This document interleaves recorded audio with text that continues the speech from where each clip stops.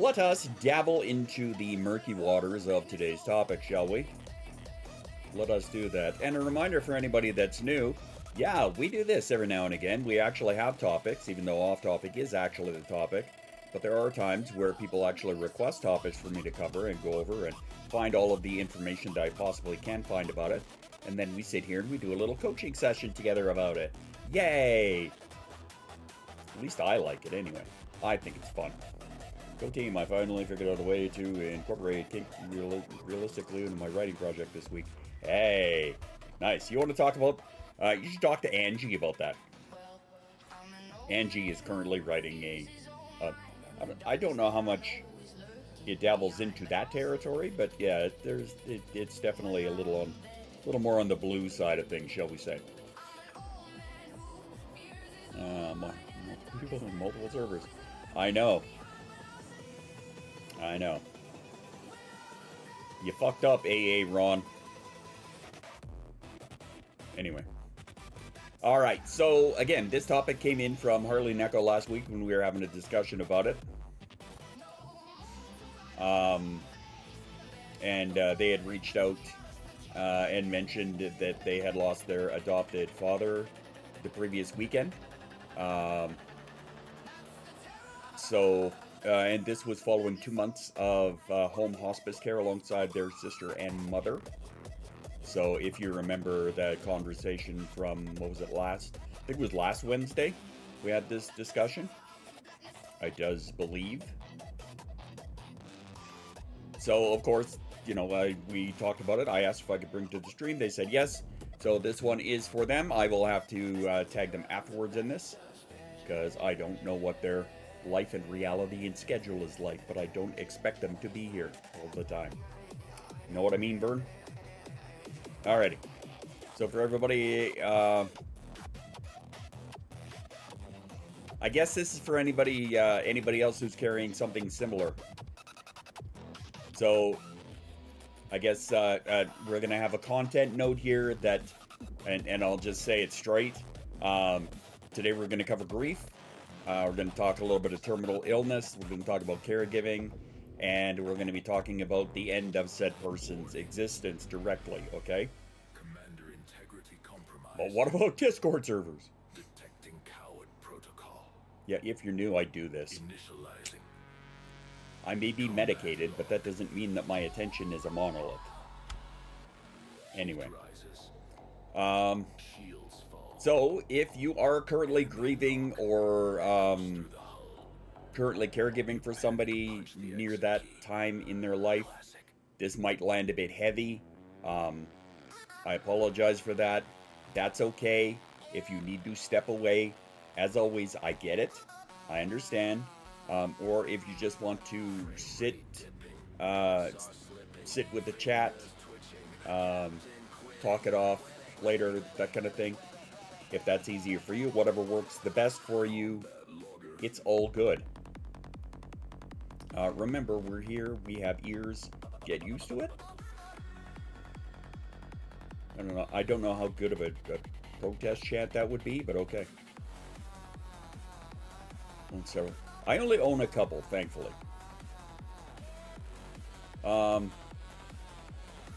Anyway, if you do feel like sharing stuff today, by all means, as always.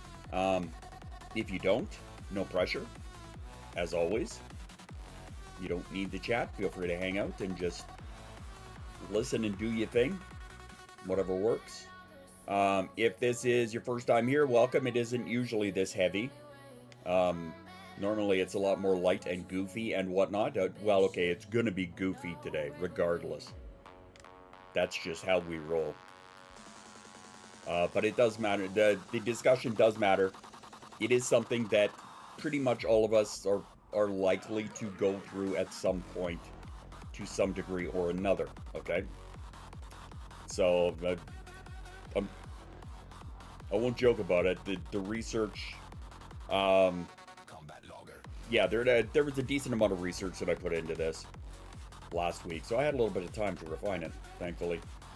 Did I refine my notes? No, I didn't, because yeah. Well, that's just me.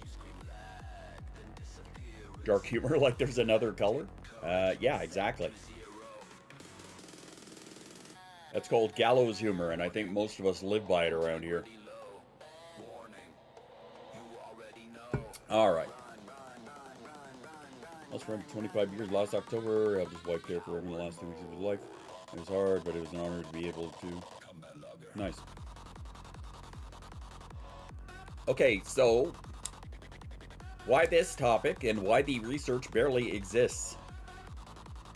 Lost my dad a year ago. I'm still trying to figure out the grief. Using tattoo therapy. Nice. I know a lot of people who do that. My sister does that, actually. We will see how it goes if I stick around. Oh, dark humor, mama. Dark humor. So just quick framing on the research landscape. Okay, so grief research has existed for decades. It is a thing. Neurodivergence research has only grown massively in the last 10 years. So research connecting the two, asking what grief actually does look like for autistic and ADHD people, it barely exists until recently. There was one study that changed significantly in 24, and that was a systematic review pulled together by 39 separate qualitative studies on the lived experience of grief across neurodevelopmental conditions. Okay? The lead researcher... Oh, that reminds me, before I get too much farther into this, the link. Where's my link? Okay. Primary source. I think it is this one. I have a couple sources on this. Yeah, I can bring it down a bit. Here, I'll bring it down a little for you. I think this is the primary link. I think. And we'll just pin that up for now. Hey, it worked. Yes, it did. And you know what? Actually, I will post the whole thing for Facebook. It should be in the description on YouTube. So, for the sources, there we go.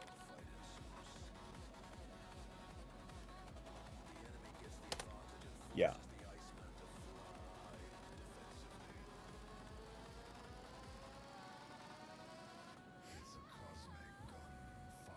All right. Hello, Shiny Squirrel Club. Welcome, welcome. All right, so that should be the main link that I'm pulling this from. Where are we here? Now back to my notes. All right. Just heads up, we were talking about grief today. It might be a little bit of a heavy stream. I'm gonna try not to make it too heavy. I mean, it is obviously factual stuff. Yeah, we're dealing with. There was a topic of grief that came up last week, and it kind of sent me down a bit of a rabbit hole. So I actually have like a series of 5 articles that I'm gonna be putting out about it. I've already put one up on Sunday. I was intending to put the second one up today, but life didn't work out that way, so maybe I'll do it tomorrow. Anyway. So where was I? Okay, so, yeah, the systematic review. There we go. The lead researcher identified as neurodivergent herself. Says so directly in the paper. So that matters because this isn't clinicians observing from the outside. This is the research that is grounded in the actual lived experience of the person who was writing the article. The core question in the review is anticipatory grief a thing or specific to us? Well, this is some of what we're going to be talking about today. Is it specific to us? No. Anticipatory grief is a thing that anybody and everybody can and will probably experience in their life. But it is absolutely a thing. Right? If you know something, if you know that a parent has cancer, right? Regardless if you're autistic, ADHD or not, right? This is something that it's going to be on your mind, right? It is something that you are going to be anticipating. You're going to be building up that grief before it happens, right? So it doesn't matter if you're autistic, ADHD, any of it. Anticipatory grief does happen, 100%. And no, it's not specific to us. So, that being said, okay. Okay, so the core question that the review was built to answer is, what does grief actually look like for ADHD and autistic people? Does it get recognized by the person feeling it and the people around them? The short answer, which we're going to spend a lot of today unpacking, is often no. And there are a variety of reasons for that, which we will get into. So before we actually get into the data, how many of you have grieved something, be that a death or otherwise, and had people around you completely miss that you were grieving at all? Have you ever dealt with that? Because I have. And it wasn't anticipatory in my case. All the fucking time. Dan, your computer, we're not talking about that today. I know, grieve the machine. Hashtag grieve the machine. There you go. There's a brand new hashtag just for Dan. There we go with our awesome gallows humor again.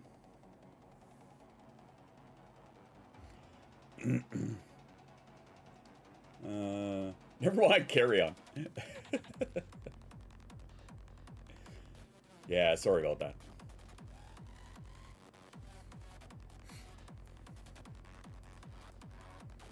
One. I'll take the one.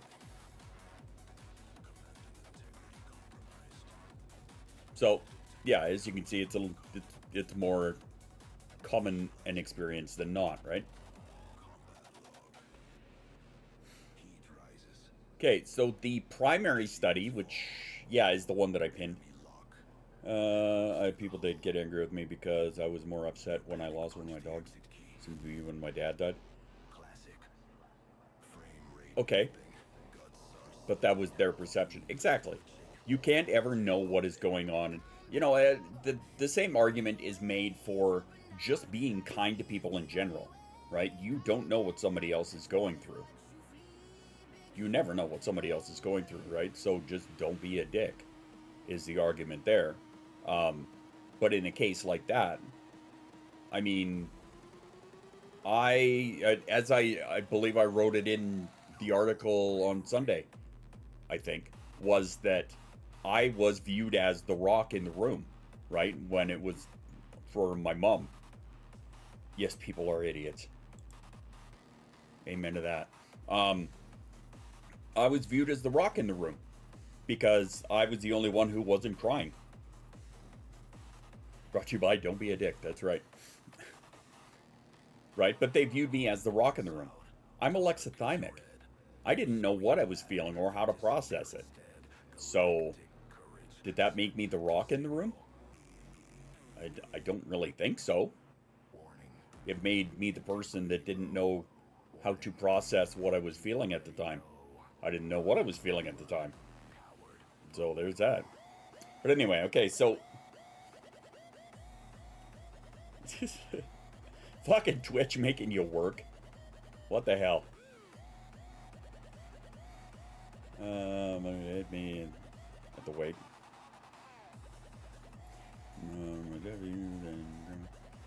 I think autism logic was to blame on that. I hate being that person. I know that feeling. Okay, so again, the first paper that we got pinned up at the Twitch chat, it is the Arcari Mayer, the Review Journal of Autism and Developmental Disorders. Okay, so this the primary study understanding the neurodiversity of grief. What do? They synthesize 39 qualitative studies through systematic review and thematic metasynthesis. That was a mouthful. They searched 8 academic databases plus gray literature They focus specifically on lived experience, not parent or caregiver observation of someone else's grief. So the overarching theme was recognize the unrecognized. That's not what she said. I think I missed it, and I'm okay with that. So it's not a poetic title. Recognize the unrecognized. Grief in neurodivergent people, especially grief for non-death losses, frequently go unrecognized, which many of you are attesting to in the chat right now. You know, my family, whole family, I lost my dad and grandmother within a few months of each other. Yeah, that'll do it. Whoop, there we go.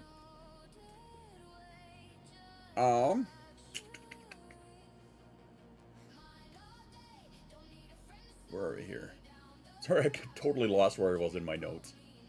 Okay, grief in neurodivergent people, yeah. Frequently goes unrecognized. It's unrecognized by the person feeling it who may not have language for what's happening.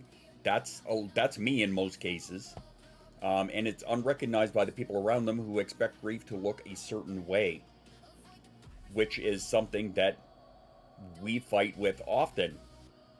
Not just necessarily about this topic, but just in general, is that we tend to react in ways that are not expected of our neurotypical peers. So the four themes rather underneath the overarching findings. One is hidden grief, which is the internal experience and outward expression frequently not matching, leading to grief being completely missed entirely. Right? So if our outward expression is not what is expected by the normies, then yeah, it tends to get missed. Supported and included. Most existing bereavement support doesn't fit neurodivergent needs. Understanding my loss is the work of making sense of a loss when standard grief frameworks don't match how you process things, which is...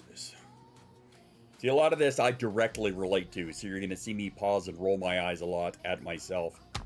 And the double taboo of death and disability. So death is already a subject most cultures avoid discussing honestly. Disability and neurodivergence carry their own taboo. So when they intersect, the grieving neurodivergent person becomes doubly hard for others to see clearly. Does this sound familiar to a couple of people? My partner broke up with me. That makes sense to me, though. Looks at dynamic for death. My family, I did not grieve. My family said I did not grieve, and was the mighty oak to which everybody leaned on. Right? Which does not help us necessarily. I plead the fifth. Apparently you forgot where we are because we don't be in the States and you be Canadian. So there. I described it as need more buffering time. More buffering time is a good example. Grown up dealing with emotional grief because life isn't what our friends are getting pre-mad. Yeah, exactly. Precisely. All right. We self-incriminate on the regular. I vouch for her fifth, therefore it counts. Demon approved. Denied. House of Squirrel overrides demon approval. Awkwardly patting my brother's arm when he ball after. Yeah, it's like that scene in The Simpsons where Bart's in jail. I have come to comfort you, Bart. They are there. They are there. Objection! Wrong game. There is no objection. My rule is law. Oh, you think this is a democracy?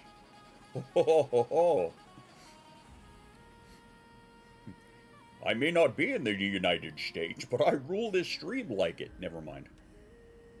That was like the worst wannabe Bane crossover into like a territory that I don't know what happened there.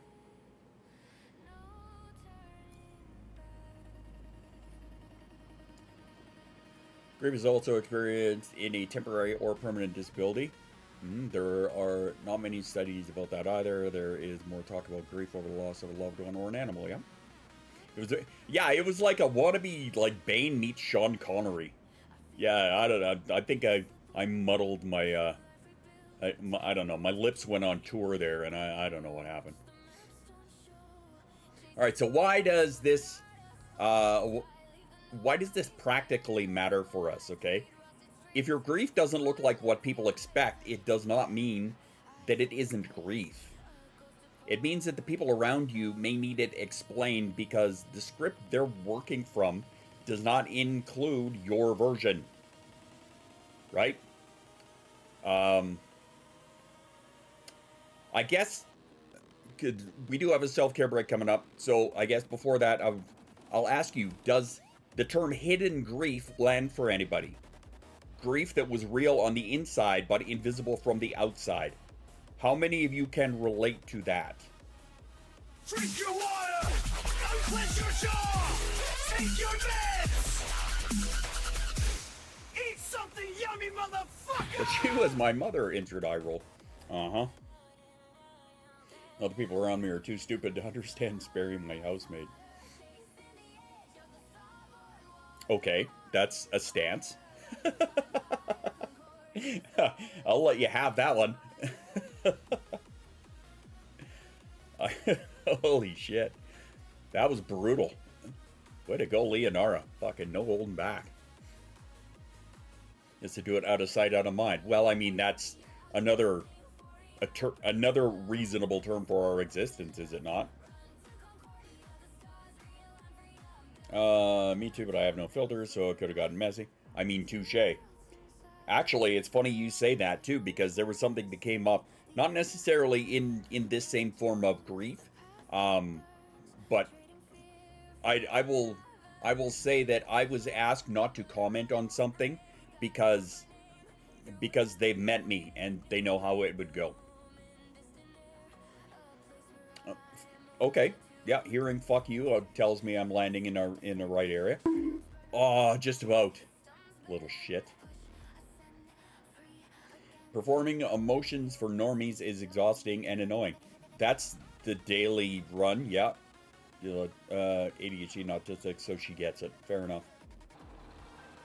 Oh, there's my med alarm. My afternoon med alarm, anyway. Reminder to anybody who does take meds, if you need to take your meds or have forgotten to take your meds, hop on it. We have a self-care break coming up in a couple of minutes here. So many times I almost said, I'm not. Said, I'm not with the "I'm sorry for your loss."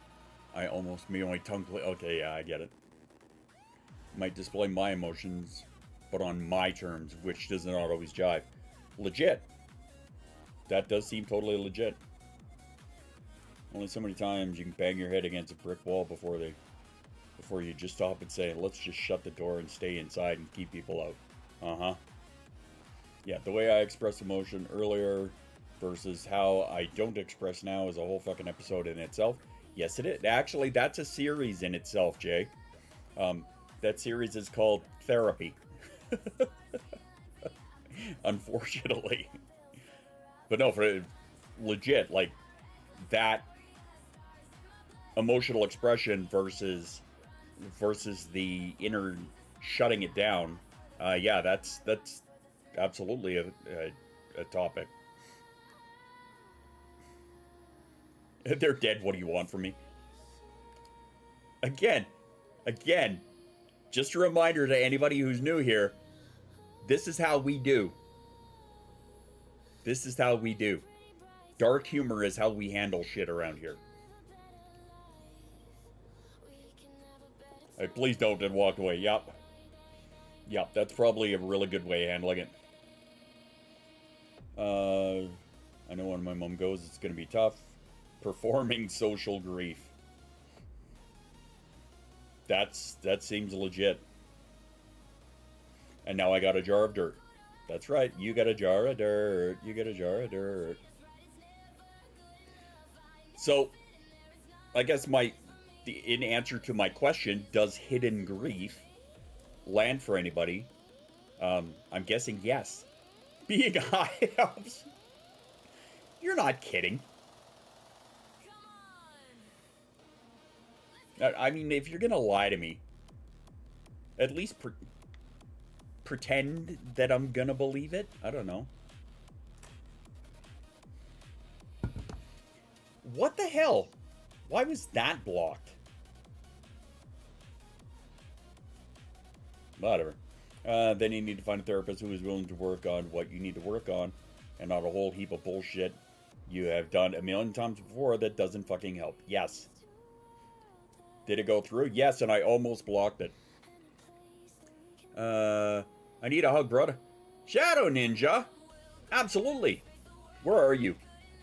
Hang on, where are you? Hang on. This is the best that I could do for you there, okay?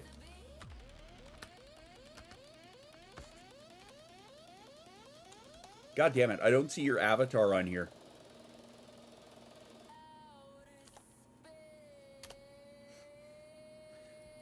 This is the best I could do.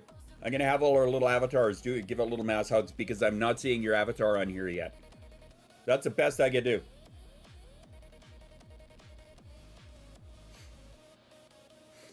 Yeah, but their avatar... Oh, there it is. I see it now. Oh. Huh. I wonder if I have to do it on YouTube. Sorry, don't mind me fucking around over here. Hang on. We're gonna try this over here and see if this works. I'm in New Jersey. Shit's fucking sucky. Oh, dude. I'm so sorry to hear that. I think I was in New Jersey once. It was by accident, but I was in New Jersey. Like, true story. What happened was we were in New York City, and I was trying to leave. Did that work? I don't know if that worked or not.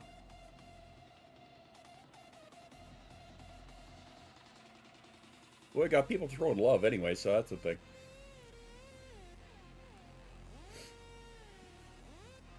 I don't know. We'll try it over here. Because it should work on this side. Bam.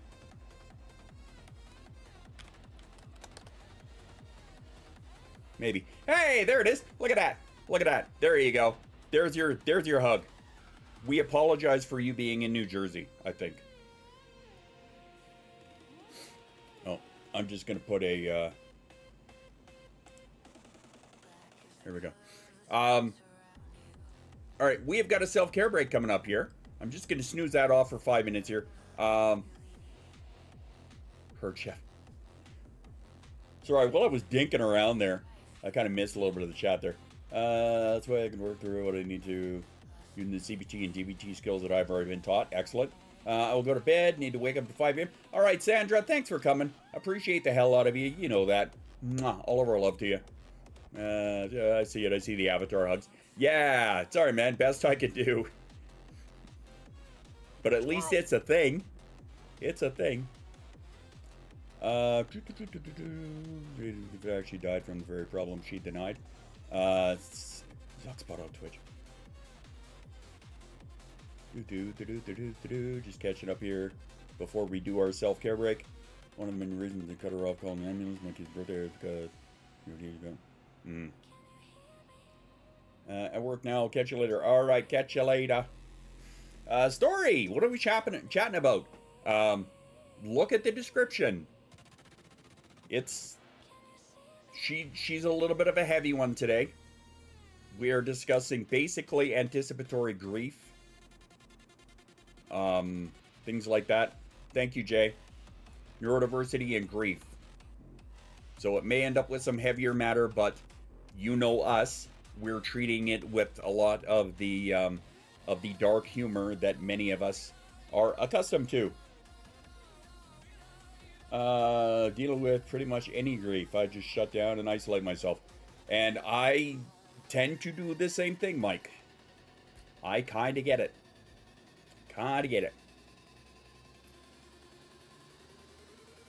Definitely one I needed. Good, okay. Yeah, definitely a big grief trigger warning today for anybody who, as always, you know my law. If you need to walk away from it, I get it. I appreciate you. It's all good. Take care of yourself first. But speaking of taking care of yourself, for those of you who are new around here, once an hour we do what is called a self-care break. Why is that? Because us neurodivergents are shit at taking care of ourselves, unless we're kind of forced to.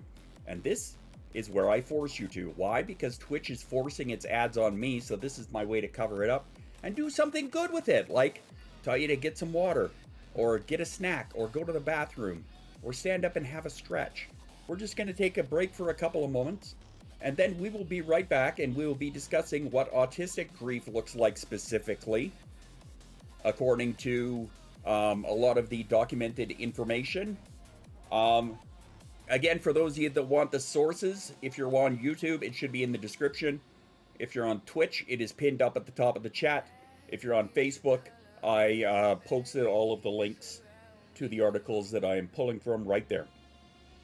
Imagine having clinical depression, anxiety, and ADHD with possible autism. Sounds like Jay minus the autism. You wouldn't be the first. Just got back from a 7-mile run. I plan to move as little as possible. Hit that couch, and I guess later, I'm assuming after your run you got some water at the very least.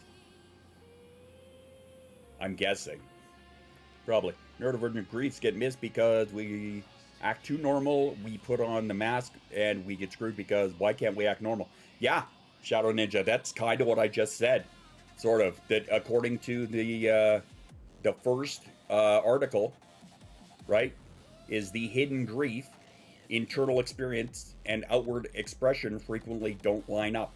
So we get missed a lot. All right, we're going to take our first self-care break. So go and get some water, get a snack, do what you need to do, and we'll be back here in about 3 or 4 minutes, all right?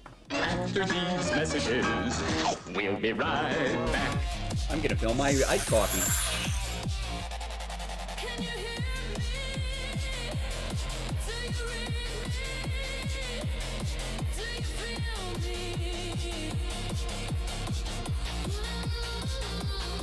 Can you see? Did you light your dorm on fire trying to ignite farts? Did your neighbor trim their grass and your toes? Getting a divorce because you fucked around and they found out? I'm JP Schuster, And I'm CB Mooster. and we're here to fight for you. Automotive accidents. Medical malpractice, Workplace injury. accidental amputation. Call Schuster and Mooster at 1-800-DUMP-STAR. How did our phone number end up like this? I don't know, I just work here. Schuster and Mooster. Attorneys at law. My dad worked at a bakery. We'll go to great heights for you. Unless you're Cass, then it's regular height.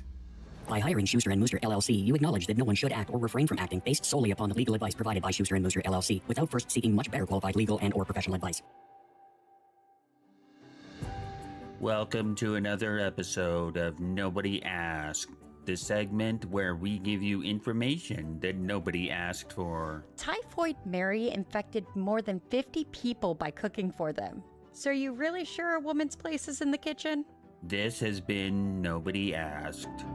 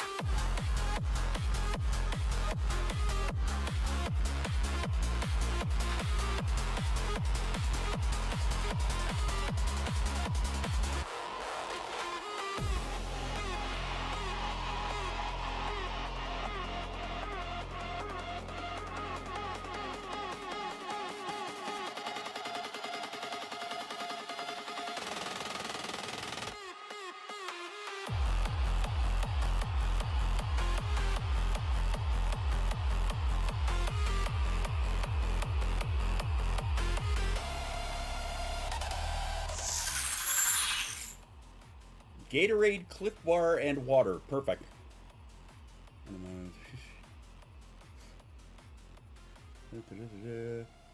Eating 2 to 3 eggs a day isn't healthy? What? Who says that's not healthy? Whoever said that's a fucking liar as far as I know. That's like a ton of protein. Yeah, whack mama with like 2 rolled up magazines. I want some candy, but I don't have any. Me either. Last 2 years have been constant grief. Haven't fully processed it all. BFF lost her parents. 2 different kinds of cancer. Damn. Haven't lost a stepdad. I was on a stretch for eating more than. Oh, fuck that. Whatever. When I make hard-boiled eggs, I'll sit and have 6 of them, like, at a minimum. Yeah, I went on the stretch. It was between 2013 and 2017, where every year I lost somebody. And it was... Yeah, leave my eggs alone. Yeah, I lost somebody every year, right? And the majority of it was up in the northern BC town that we were half raised in. That's where, like, the majority of my family is. And yeah, we had to go back there every year for a fucking funeral. Up until... I think it was up until, like, 2017 or something like that. And then when we ended up going back up a couple of years ago for my grandmother's, like, 85th birthday, we were making jokes about it because it was the first time we had been up there where there wasn't a funeral involved. So it was like, knock on wood.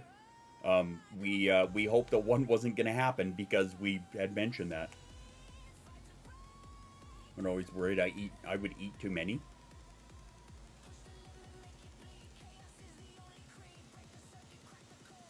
The 80s and 90s, US FDA said eggs were bad. Oh my. Okay. I mean, I'm sure it can't be any worse than the current FDA, I guess. Whatever. All right. So this one is going to pull from the second source, which, if you're on Twitch and you want the sources, just ask me and I'll send them all to you. Instead of going back and forth and losing my spot. If you're on Facebook, it's right there. If you're on YouTube, it should be in the description. This one is the Pang 2023 doctoral thesis. Some heavy matter. Thank you very much. Food warnings change faster than the weather. Sometimes. Cholesterol concerns, but it's flimsy science. I mean, no surprise. Okay, so this one here is what autistic grief specifically does look like. Okay, so again, from the second source, the important transparency note before I go any further on this is that this is an unpublished doctoral thesis. It is not a peer-reviewed journal article. Okay, so keep that in mind. We're going to treat this with a little sprinkle of salt on our eggs that we're not supposed to eat because they're bad for us, allegedly. So it's methodologically rigorous, but and it's widely cited in clinical resources. But I'm not going to bullshit you. Like I said, it's an unpublished doctoral thesis, and it's not peer-reviewed. It's not treated as a peer-reviewed piece. Anyone else go through all the stages of grief in one day and then emotionally not able to get out of bed for a few days after? Not that I can think of specifically in my case, but I mean, it would not shock me.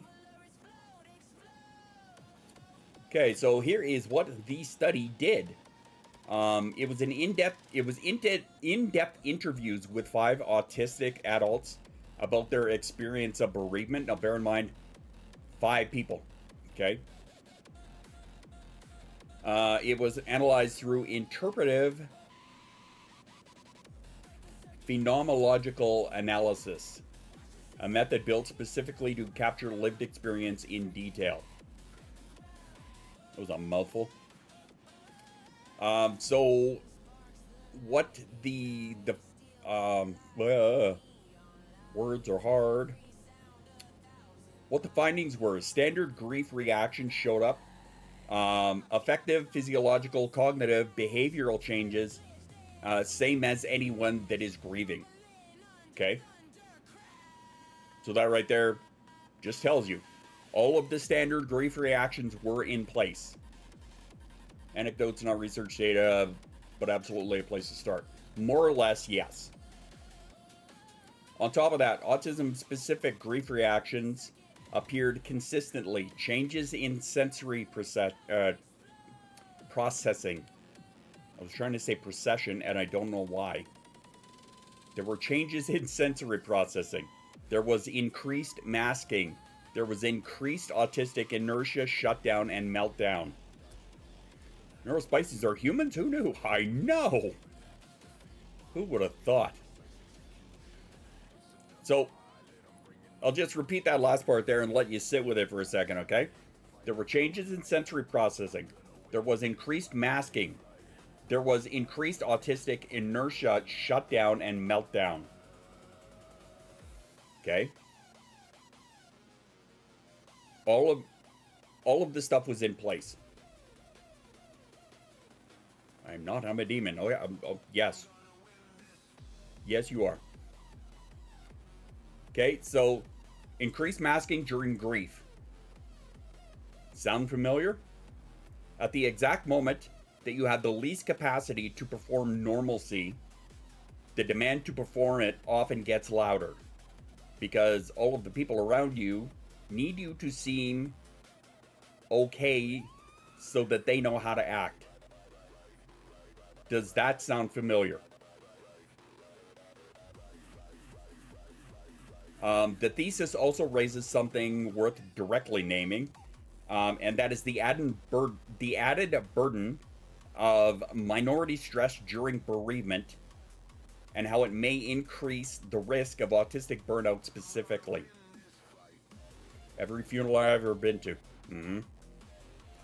Grief isn't just emotionally hard for autistic people.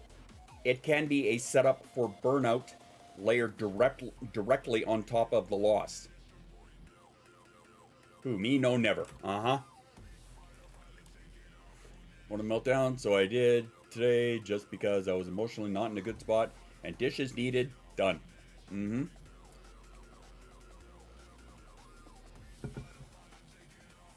So, fuck those dishes. That's right. Fuck those dishes in particular. All right, so we're all keeping up here? How was that sitting with you? Yeah. And more importantly, is anybody feeling directly called out? So you're having changes in sensory processing. You're expected to increase masking. Your autistic inertia shutdown, meltdowns, they're going off. Okay. Marked safe? I don't believe you. I did think my husband's support after meltdown. He helped me. I'm feeling called out just a little bit, right? All right, good.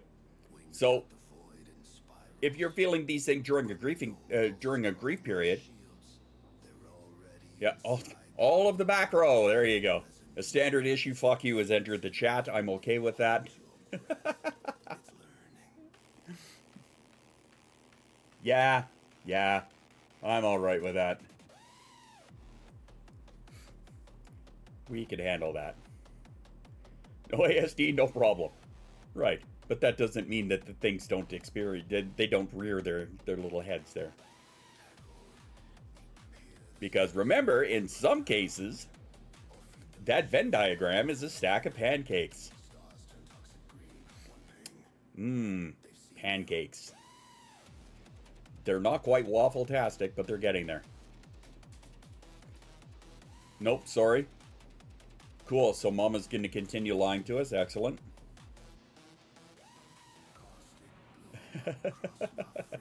I said good day, sir. All right. So now we're on to Venn diagrams did not ask consent this week. I'm not lying, I truly believe it. Oh, okay, so we're gonna go with delusion. All right. Delusion, I guess, will work. We all know that you are Delulu, so it's perfectly fine. Okay, so now we're going to enter the grief before the death area, anticipatory and pre-loss grief. Yes, she does equal Delulu. I told you we were going to get to this part. So this is the part that matters most for anybody currently caregiving, i.e. my wife. Is it delusion if you can convince others of it? No, it's a cult. I think. Okay, so we're at here's the terminology problem. The term anticipatory grief. See, told you it's a cult. Harsh. The term anticipatory grief was coined back in 1944. Don't use cult in a negative term. It was a completely, it was a very non-binary term. I don't know what you're talking about. So the term was later criticized as a misnomer because it implies that you're only grieving for a future loss, where in reality, caregivers are grieving present. Okay, so they have the grieving right there in the room with them. Because because the ongoing loss is during the term of the caregiving. I prefer the term tribe. I was told that was actually a co-opted term. It took me not to be numb about my grandmother because we thought she would pass away in May. In the hospital, that broke me emotionally. Fair enough. Grief is a multi-layer shit sandwich. Yes, it is. Yes, it is. Okay, so let me just back this up a little bit here. So what I was saying was, in reality, caregivers are grieving present and ongoing losses the entire way. Okay. The loss of the person, the loss of who the person was, the loss of the normal life, and the loss of a shared future. I'm making this up as I go. We don't call it bullshitting, we call it improv, I guess. Okay, so I keep meaning to at least finish this little stanza before I get distracted, and that's just not happening. Anticipatory grief. Let's back it up. Was coined back in 1944. It was criticized as a misnomer because it implies that you are only grieving for a future loss, whereas in reality, caregivers are grieving present and ongoing losses the entire way through. The loss of the person who was, the loss of the normal life, and the loss of a shared future. A lot of current research now favors the term pre-loss grief. Why? Because we have to change the fucking language for every person who doesn't know how to interpret it. Anyway, but apparently it is more accurate to call it pre-loss grief. Anticipatory grief still fits the mold, in my opinion. Creative explanations, there you go. What did what's her fucking blonde stupid say there? We prefer alternative facts. What's wrong with the original term? The original what they were saying is the original term implies that you are only grieving the future loss, as opposed to grieving in the present the ongoing loss, the person who was, the loss of a normal life, and the loss of a shared future. What's wrong with it? I don't know, snowflakes with a dictionary, essentially. I missed it. What did the bot do? Not how I would interpret that phrase, but okay. Yeah, it's a matter of interpretation, right? Like I said, snowflakes with a dictionary. Anyway, the finding that surprised the researchers out of all of this was, for a long time, the assumption was that grieving before a death would make the actual loss easier, kind of like emotional rehearsal, right? Kind of like scripting. I'm sure to all the autistics in the room, you have no idea what scripting is, nor what it's like. I'll see myself out. Anyway. It tried to... Really? I wonder, you remember the last time it did this shit? And it was almost like Twitch had, like, completely reset all of their filters? Maybe that's what it did again. Emotional rehearsal, yep. But that's what the assumption was for a long time. That grieving before the actual loss was like an emotional rehearsal, right? The data does not support that, though, right? What's actually protective isn't pre-grieving as rehearsal. It's preparedness, understanding what is coming, having supports in place, not doing it alone. So, like notes for tomorrow, emotional scripting of my entire life, right? Never scripted a day in my life. I found it does a little with Dad.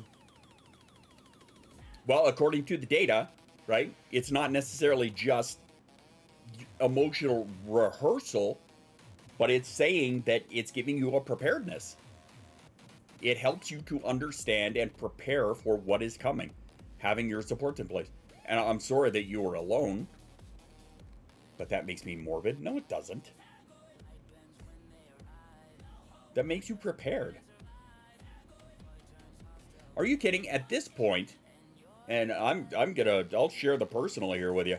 At this point, I joke about it. The fact that I realize that the MS is not going to be the reason that I check out, but it's going to be an accomplice to the murder. Right? It's not the MS that's going to kill me, but it's going to be a part in it. This is why some of the biggest things I have to watch for is my ability to properly swallow, which is why I have to go see a fucking swallowing specialist again. And I have to be mindful of my breathing, right? Because if my nervous system decides that it's not going to cooperate with my lungs, is it my lungs that killed me? Was it my nerves that killed me? What was it? Whistling along with the shovel. Right? So that's my joke. Is it morbid? Yeah, it probably fucking is. But it's the reality of the situation that I have to accept. So is the MS going to be what kills me? No. It's going to be a fucking an accomplice, though. We all know you're great at swallowing. I told you, I was never a good bottom.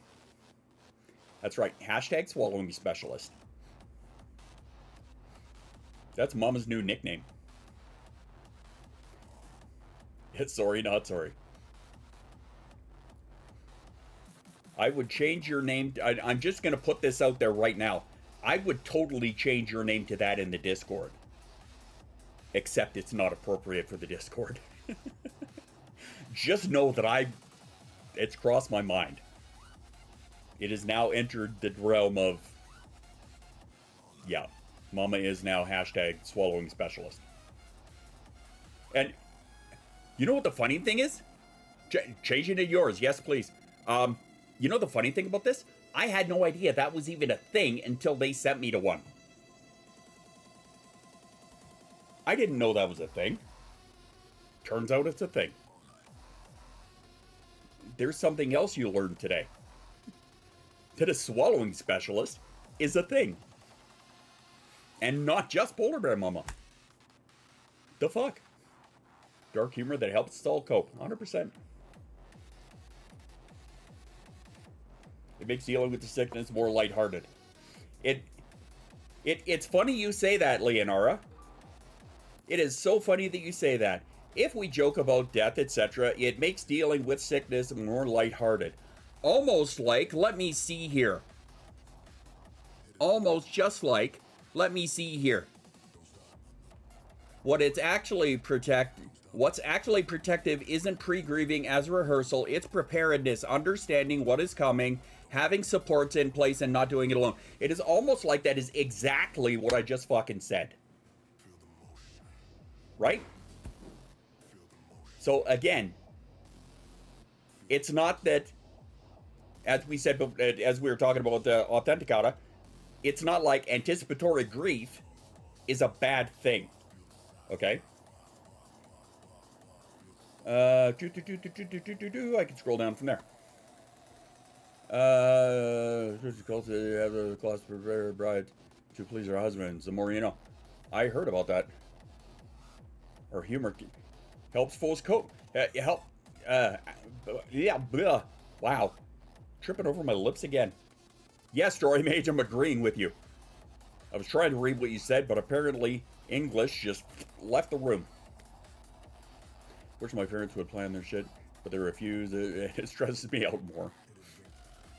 Joking about Stewie's is a thing that keeps me from acting on it. Joking about sewer slides? The Ninja Turtles have said that they're the best ones. They're done. What were you doing, Dan? I missed it.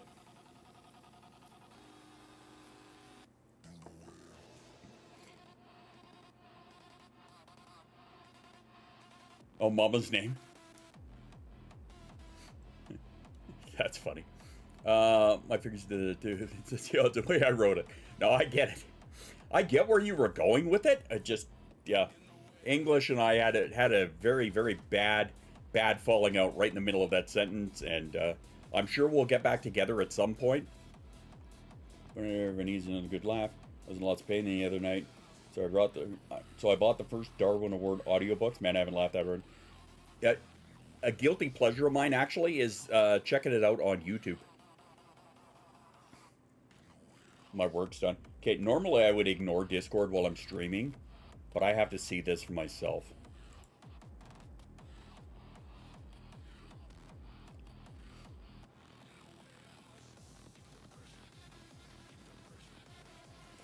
And of course, I'm on streamer mode, so it's not going to show me.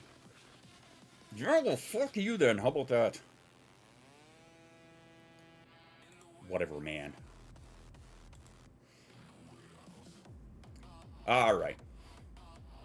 Too late now, self-talk. All right. Let's get back on topic. The thing that I hardly ever say around here. So, what predicts a harder bereavement afterwards across multiple studies? Okay? Multiple studies have found this. Low preparedness for the caregiver role. So, if you're caregiving and you don't prepare for it, yeah, it's going to hit you harder. High impact on schedule and routine. Relationship strain, lack of social support, poor coping mechanisms, poor family functioning. None of us have to deal with that around here, so thank God for that. And high relational dependence on the person who's dying. Church taught me to kneel. I just leveled up. So many jokes just hit me at once.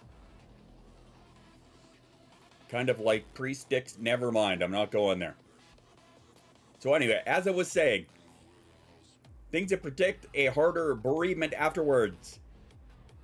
Low preparedness for the caregiving role, high impact on schedule and routine, relationship strains, lack of social support, poor coping mechanisms, poor family functioning, and high relational dependence on the person who's dying. Climbs hand over mouth. Yeah. I'm dealing with all of that. So why this list matters specifically for our community. Several of these map directly onto neurodivergent vulnerabilities. Routine disruption hits different when routine is regulation and not preference.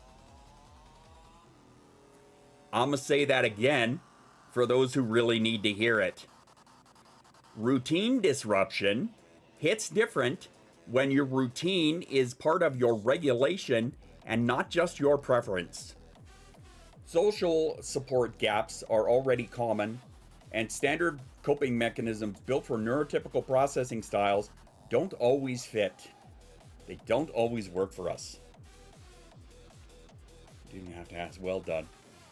Well, I was imagining someone gluing his hands to a rhino's arse in a zoo to show people how strong glue is, and getting run through a couple of fences. The rhino had been treated for conservation only. I totally forgot my pain for half an hour on the downside and nearly wet myself, laughing so hard and trying to hobble to the toilet. Oh my fucking god. That was legit in the Darwin Awards. I don't think I've seen that one on the videos yet. Oh my fucking god. No fucking shit. It's nasty to, yeah. One of it is my grandmother. She expressed she wanted to die. Everyone looked horrified. I thought, me too, Grandma, me too. So, were you guys all distracted, or did I get you? Whatever. He lived. Tuola got an honorable mention, or a dishonorable mention, more accurately. No, I heard you.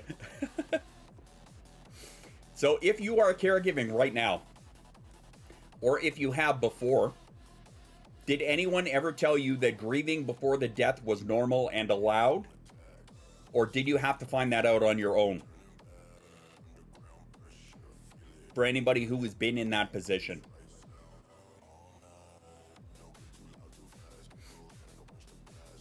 I'm curious to hear the answer to this.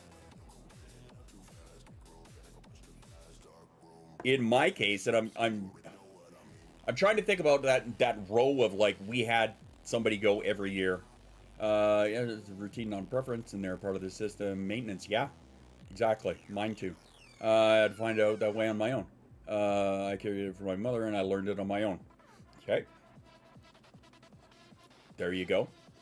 Story Mage, I'm curious to hear from you on this.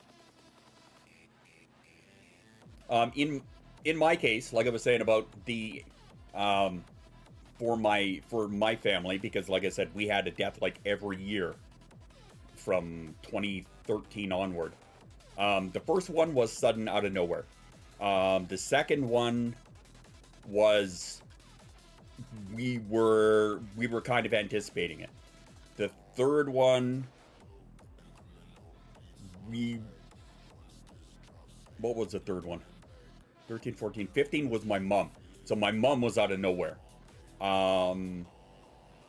16 was my other grandmother. We knew it was coming. We didn't expect it. It happened sudden. But it was like we were kind of prepped for it. Watch my grandmother. Hear me about what? About what I had asked you. But if you're caregiving now, or if you have done before, did anybody ever tell you that grieving before the death was normal and allowed, or did you find that out on your own? Thank you, Dan.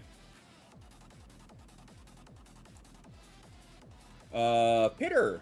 I didn't cry at my father's funeral. He had a slow, painful death. My mom was very upset that I appeared to take it so well. Yeah, it was the same with my mom, right? Because hers was like sudden out of the blue. I missed it by 10 minutes. But then when I showed up, everybody in the room was bawling, and I was not, right? I was the rock in the room, and so they thought, right? Did I get shit for it? No. Actually, my grandmother was really good about it. I think maybe she understood the tism a little more than she thought. But struggle with the idea that I'm a horrible person for wishing my parents would unhoard before they go. What? How does? So I don't have to. How does that make you a horrible person? Not at all. Being a hoarder is kind of a it kind of delves into mental illness on its own. I don't think that's a horrible person thing at all. For you to wish that they would unload a lot of their shit. My mom gave me shit for a bit, but I can't hold it against her. I mean, fair, right? For somebody who doesn't necessarily understand the way that you process things, I get it. I've been told that's selfish of me.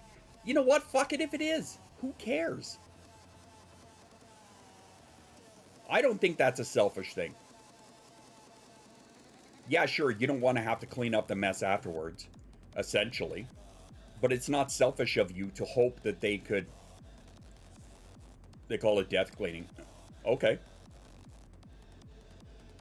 I think that's something that everybody does, though. When we went out to Winnipeg a couple of years ago for my wife's grandmother, and they were doing that, that's something that has to be done.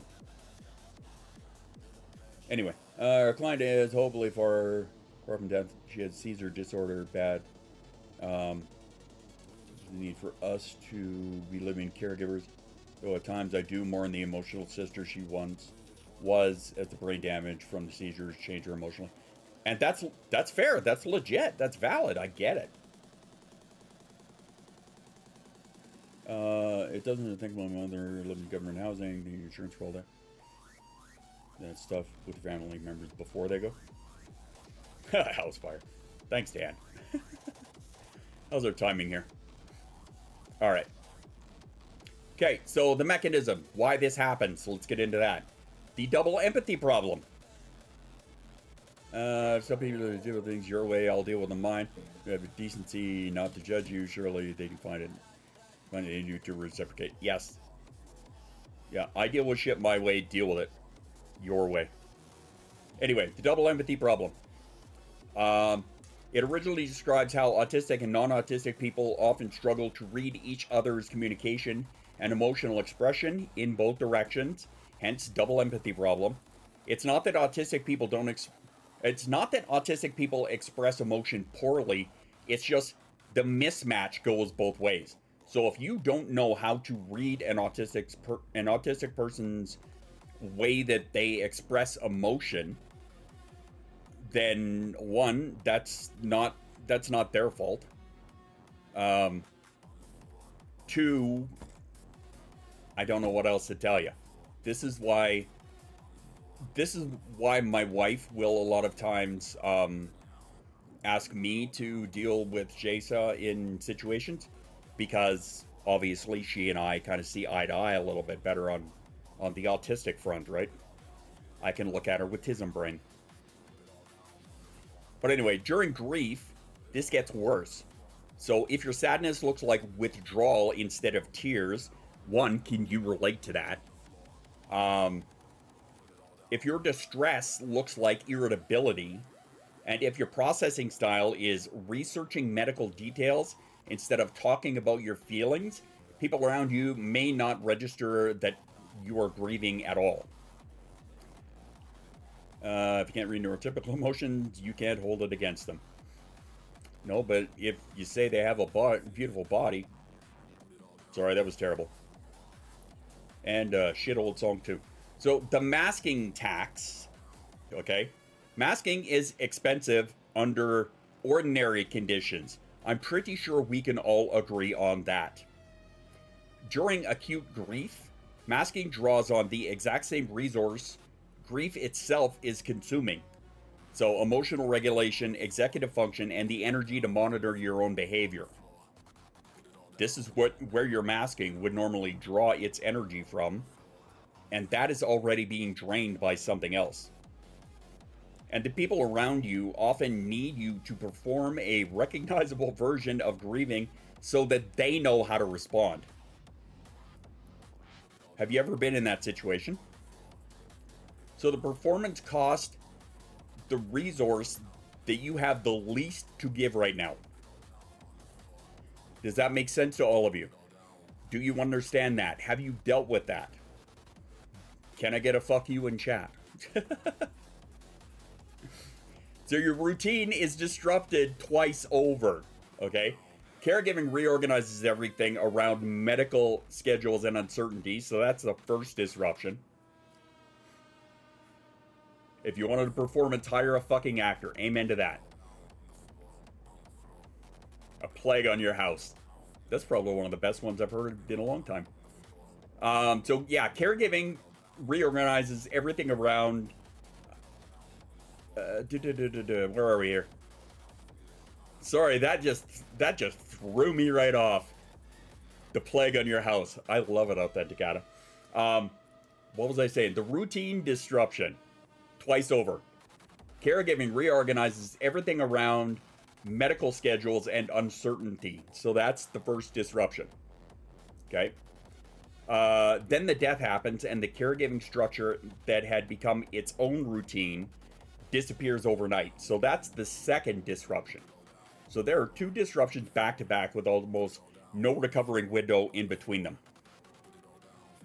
A curse on you, a curse on your cow. I like that one. So sensory load under bereavement. Grief is physiologically expensive. Can we agree on that? You're dealing with sleep changes, appetite changes, sustained low-grade stress during all of this. So for a nervous system that is already working harder to filter input, that cost compounds. The sensory processing changes noted in this thesis that we're talking about, they aren't separate from grief fatigue. They're the same mechanism that are landing on a system with less baseline tolerance. Rain money, y'all, rain money. The fuck? It's kind of hilarious, actually, I'm not gonna lie. So, of those ones that I just talked about, which of them hits closest for you? The masking tax, the routine disruption, or the sensory overload? Which one of those three do you feel hits closest for you? Grief fatigue is the worst. Oh yeah. Oh yeah. Well, like I was saying, that where we had just about every year, there was 1 year that we didn't. In between, I think it was 2013 was when my grandfather, my mom's dad died. Then it was my dad's dad. Then it was my mother. Then I think we had a year. Then it was my dad's mom. And there's somebody else in there that I'm forgetting. Like, I wanted to sing show tunes. Masking, all three. Really, all three. When he called in the middle of your kid's birthday to go put her in an ambulance and come home and do cake, it got exhausting. Oh yeah, I can just imagine the level of masking that you had to pull off that day. Just to express something authentic. Plus you have to remember that you Jones don't just have the grief from death. No, that is true too. Right? Like I said, all this shit compounds.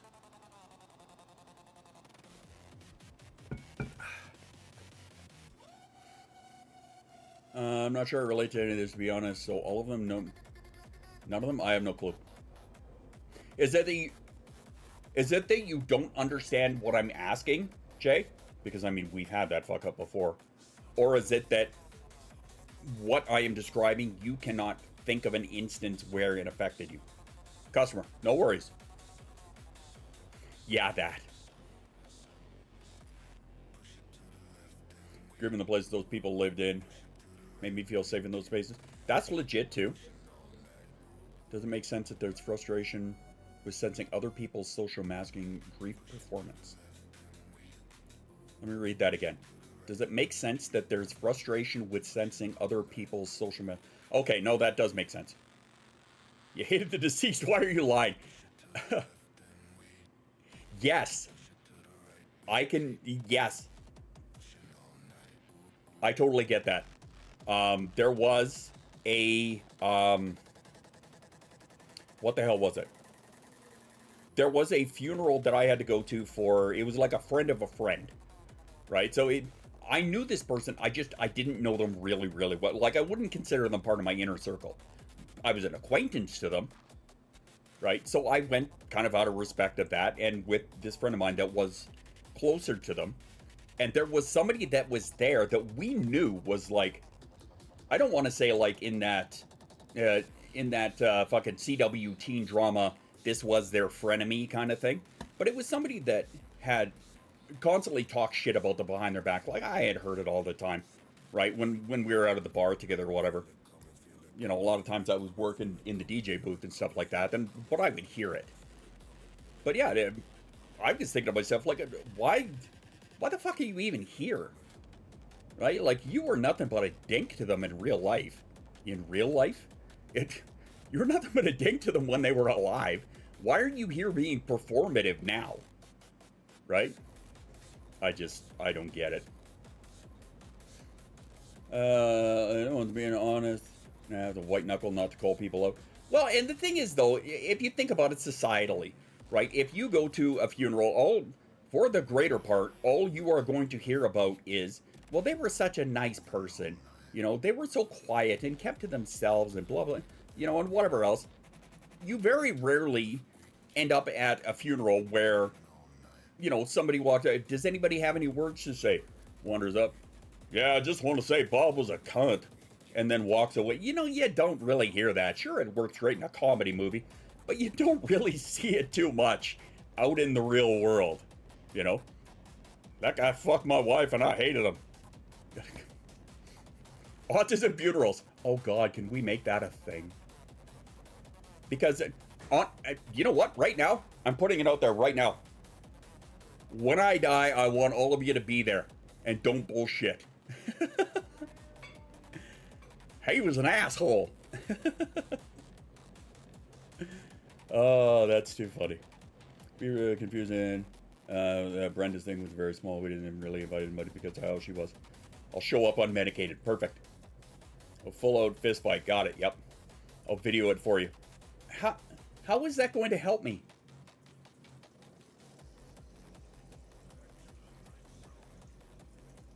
I'll let you sit on that one for a bit. That happened to me in college when I realized that I didn't have what it took to be a film director. Whoop. Got to go back up to what Gothic said there. Puts a film up his ass. There you go. Diagnostic agree, like grieving the person who you thought you were. What support opportunities you have missed? Okay, yeah. That touched on to something we talked about before. Hate my brother, but I still sad when he died. Well, he's your brother. An incredibly difficult time. Took therapy to make me realize. I'd be so good. Yeah. Again, to anybody who happens to be perusing through, yeah, this one's a heavy topic. Big trigger warning for a lot of the dark discussion that's going to be happening today. We're essentially going unfiltered on this because you kind of need to on this topic. And it just occurred to me that we've got another self-break coming here. Which, let me look at... Okay, yeah, so we've got another section after this anyway. All right. So, I guess let's do that before we get to the support part. Acting like a thing. And calling everybody out. There you go. Mention... It's going to suck when my mom goes because I honestly don't think, you know, how much I can mask. Unfiltered specialty. Yeah, an hour has passed. Can you believe it? This is what happens when we get into good discussion, Story Mage. Right? When you're not in the background doing the dishes and whatnot, this is what it looks like when you're right in the thick of it. So, that's not me calling you out. I'm just stating a fact. You know that. I appreciate you regardless whether you're doing dishes or not.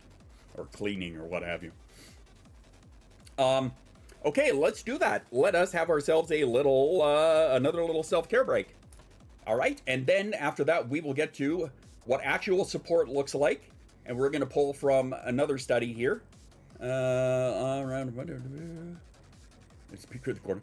Oh, dude, the amount of fucking morbid jokes that I'm sure all of us have come up with for what could I do if I was asked to go to a funeral and like punk the room. Yeah, I'm you know what? Maybe we'll round out today with that. Dan, try and remember that if you can. I realize my audience and I know what I'm asking you, but if you can remember that, let's try and round out that.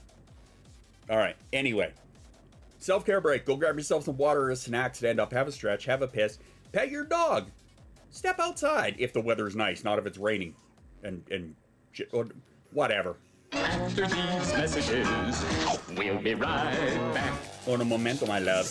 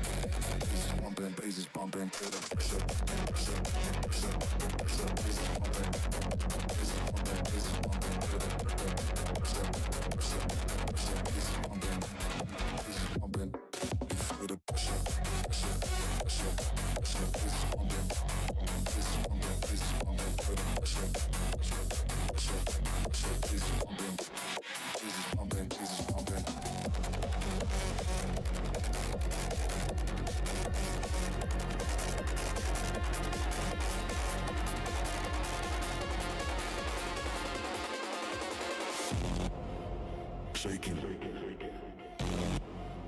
Shaking. Shaking. Shaking. Shaking.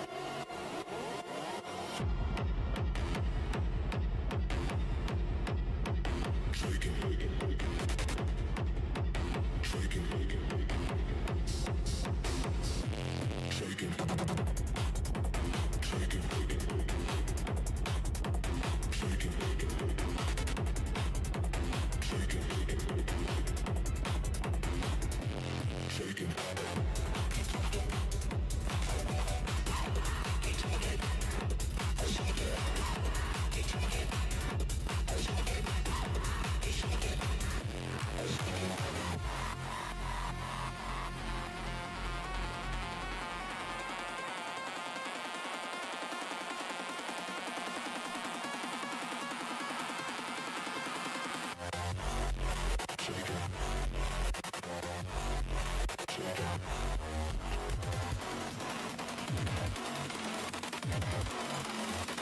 shaking, shaking.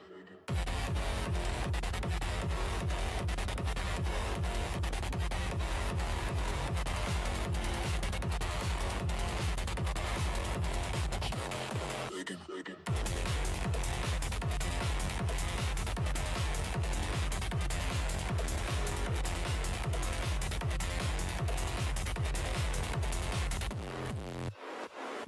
Keep shaking it. Shaking it. Alrighty. First and foremost, some of those were some amazing fucking songs. Hold on to that thought. We'll do that at the end as well. Okay, so I just pulled the next piece that we're going to be pulling from.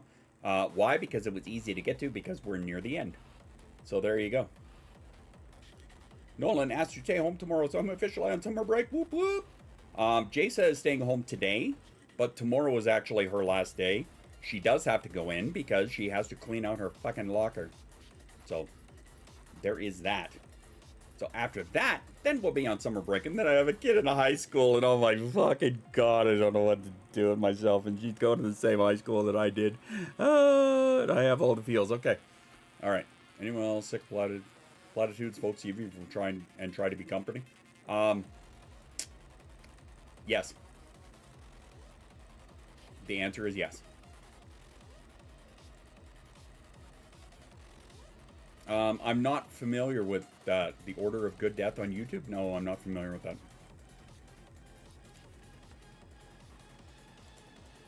Okie. Okay, so I had to work hard and not say inappropriate shit. Oh, I know. Okay, so here's what actual support looks like. According to this one is on Twitch, it is the one that I just pinned up at the top. On YouTube, it is in the description, and on Facebook, it is in the chat. This is the Gallo 2024, the BMC Palliative Care. 2 years ago, Alex started high school, and yeah, it's my high school, yeah. This is what happens when you don't move away from the city you were born in. Because pre-planning concentric, cool. Christian was Christian, extra annoying. If I believe them to be torture. See, and Story Mage, you know me very well. You know that for me, it's not Christians. For me, it's Christians. There's a difference. You know, the assholes that go to church once a week, if they go at all, and they only go to show off their brand new set of fucking clothes. Those are the ones that I have a problem with. The ones that will hit you with a book that they don't read or follow. Yeah. You know that those are the ones that I have a problem with. Not the people that believe in something that gives them comfort. You can believe in whatever you want to believe in. I don't care. As long as you are not actively doing harm to somebody else, power to you. If your God is this coffee cup, I've got nothing to say about that. If that's what you want to believe, that's what you want to believe. Yeah, Sunday Christians, like weekend cowboys. Yeah. Your religion is like a dick. Don't shove it in my face unless I ask you to. A friend who plans to pull a Doctor Who. Well, hold that thought. We'll get to it. We call them pew warmers. Yep, that's a good name for them. All right, so let us get on to what actual support looks like. Again, pulling from the study that is now pinned at the top from Palliative Care. It is a hospice-based study on caregrifter,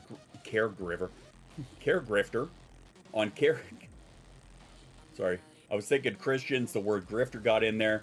I apologize to those that actually matter.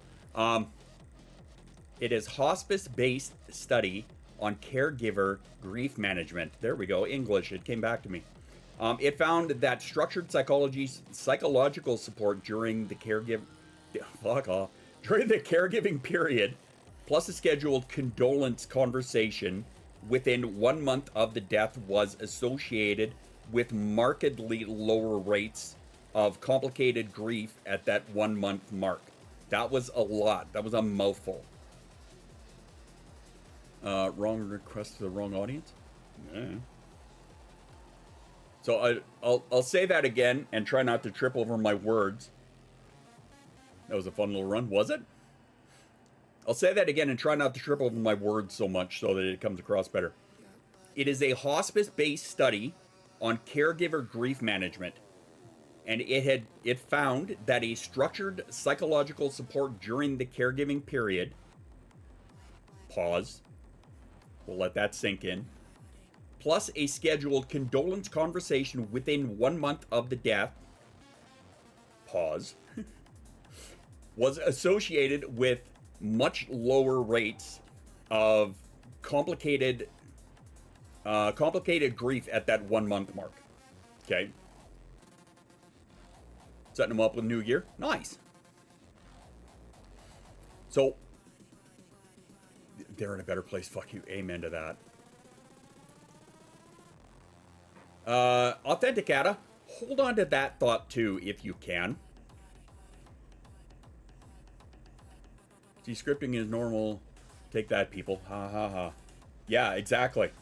It's almost like planning things out. Sorry, I had to add that to my list. All right. So what this means for caregiving now before a loss, okay? You build one piece of concrete, repeatable structure for the days immediately after in advance if you can. You know, like scripting or planning. A specific task, a specific person to call, one first move, decided ahead of time. You identify which people in your life won't require you to perform grief a certain way for it to be believed. You lean on those people first, the ones who believe you. I'm gonna say it again for those in the back who need to hear it. You identify the people in your life that will not require you to go into a performance in order to be believed that yes, you are actually grieving. Those are your support people. Those are the ones you lean on. Okay? What it means after a loss. You ask explicitly for a check-in at the 1 month mark. All right? Don't wait for it to be offered. Ask somebody. Dishonor on your cow for every call out. But you do this ahead of time. Ask explicitly one of these people that believes that you are grieving. Ask them to check in on you in a month. Tell them to put it in a calendar or something, right? Don't wait for it to be offered. The research on the timing is specific according to this study. And remember, this is already for hospice care workers. These are people with lived experience. This is their advice. Okay? The window matters, and most people never get asked because they assume that you're not grieving. I'm definitely going to ask some folks I know. There you go. So what does this mean for anybody who is supporting a grieving neurodivergent person? Here's some advice that you can share with our neurotypical peers slash friends slash family, etc. Okay? I'm trying to say this from their perspective. Don't require a specific emotional display before you believe that somebody is grieving. Okay? Don't expect them to break down bawling before you understand that the grief is there and it's real. Withdrawal, focus on logistics, going quiet. They're all very valid processing styles. They're not necessarily avoidance. Ask directly what masking is costing them in private. If they seem to be holding it together unusually well in public. Treat shutdown and inertia as grief, not disengagement. Okay? So that's advice for our neurotypicals who don't understand what a neurodivergent grieving process can look like. Are we following?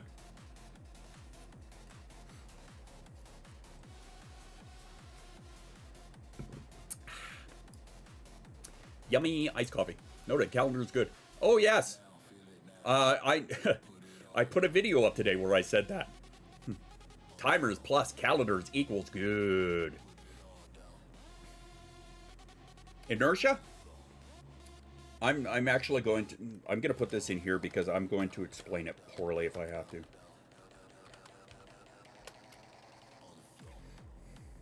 Okay. These need to be an infographic.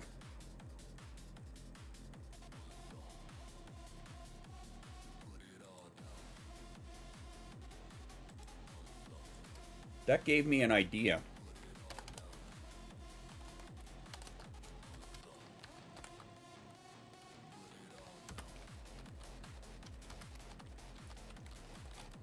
Thank you, Authenticata. You gave me a fantastic idea.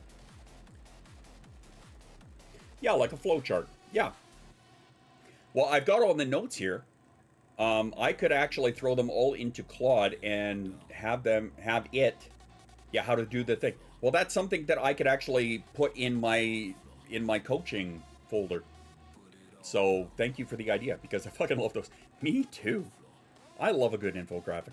All right, so autistic inertia. I'm going to explain this to Jay and to all of you who don't understand what it is. Okay, so here's the actual better definition than I can put into words. Autistic inertial is the difficulty of starting, stopping, or shifting activities even when you want to. Does that make sense? Now that's called autistic inertia. It's also absolutely an ADHD thing, right? I mean, Jay, how often do you personally experience this? Right? I know that this is a neurodivergent thing. Like it is an autistic and ADHD thing. But they don't call it ADHD inertia. They fucking should, but whatever. But the same idea, right? The difficulty in starting, stopping, or shifting activities. Now, specifically for autistic people, the reason that it is kind of pinned on autistic more so than anything is because many of us have a really difficult time. Shut down, can't do anything, don't want to do anything type thing. Never heard of it. Yeah, something like that. Or even just difficulty in starting a task. It's an executive function failure, essentially, is what it is. Right? That's why I can't go out and make food right now. There you go. Right? So it borrows from physics, essentially. An autistic person tends to stay at rest, and one motion tends to stay in motion until acted upon by an outside force. More or less. But on top of that, ADHD paralysis? Kind of, yeah. On top of that, autistics have a very difficult time with change. Right? So a transition period of, I'll give you an example actually for kids, okay? Like for my daughter is the transition from one class to another can be difficult. Fuck you, physics. More the content sentence lost me. I'm pretty sure I understand now. Yeah, difficulty starting something, stopping something when you're doing it, or changing from one thing to another, right? So like I was saying in the example of my kid, okay, changing from one class to another, that transition can be incredibly difficult, especially if, let's say it's an art class, because we all know Jasa loves art. If she is rabbit-holed on a project, working on it intensely, and then you tell her not only to stop, but then to go to math class, that is fucking intense, right? On a nervous system that is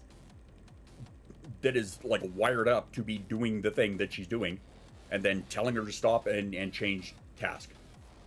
Like before the loss, life after. Yeah.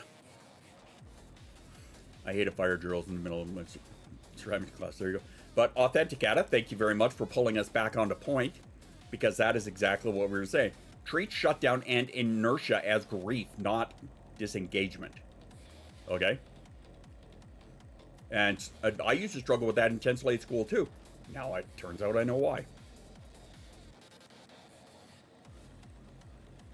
Like I'm gonna pay attention to the math, right? Remember in middle school they prepared us for high school by doing the change in class thing. Don't think they do that anymore.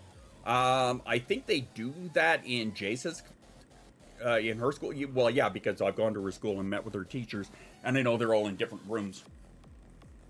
They're not that far apart, thankfully, but they're all down one wing. Okay. Anyway, so question for you then, based on this topic, okay? If you're currently caregiving, I don't know if anybody is, or maybe if you could tell me from previous experience, is there one small piece of structure that you could put in place now, or you wish you would have put in place then for the days afterwards? It doesn't have to be big. Fire drills and autism school nightmare. Yeah, they are. I didn't realize how much I had hated, like, the reason why I hated the school bell so much. Because it made me jump every time. I was picked on a lot for that, actually. So yeah, I don't know if any of you actually are doing the caregiving thing right now. See, this is something that my wife and I have not talked about. Because again, like I said, this is a personal topic to me. I'm trying not to act like it is, but it is.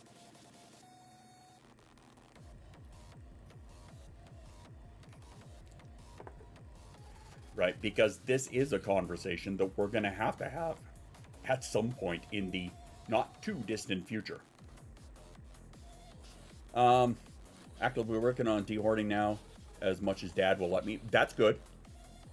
Assembly just... Oh, dude, we had to go... I'm going to finish reading these comments and then I'll get to that. I'm not autistic and alarm. The school bells pretty much put me on the floor. Right? Again, Venn diagram, stack of pancakes. It's your nervous system.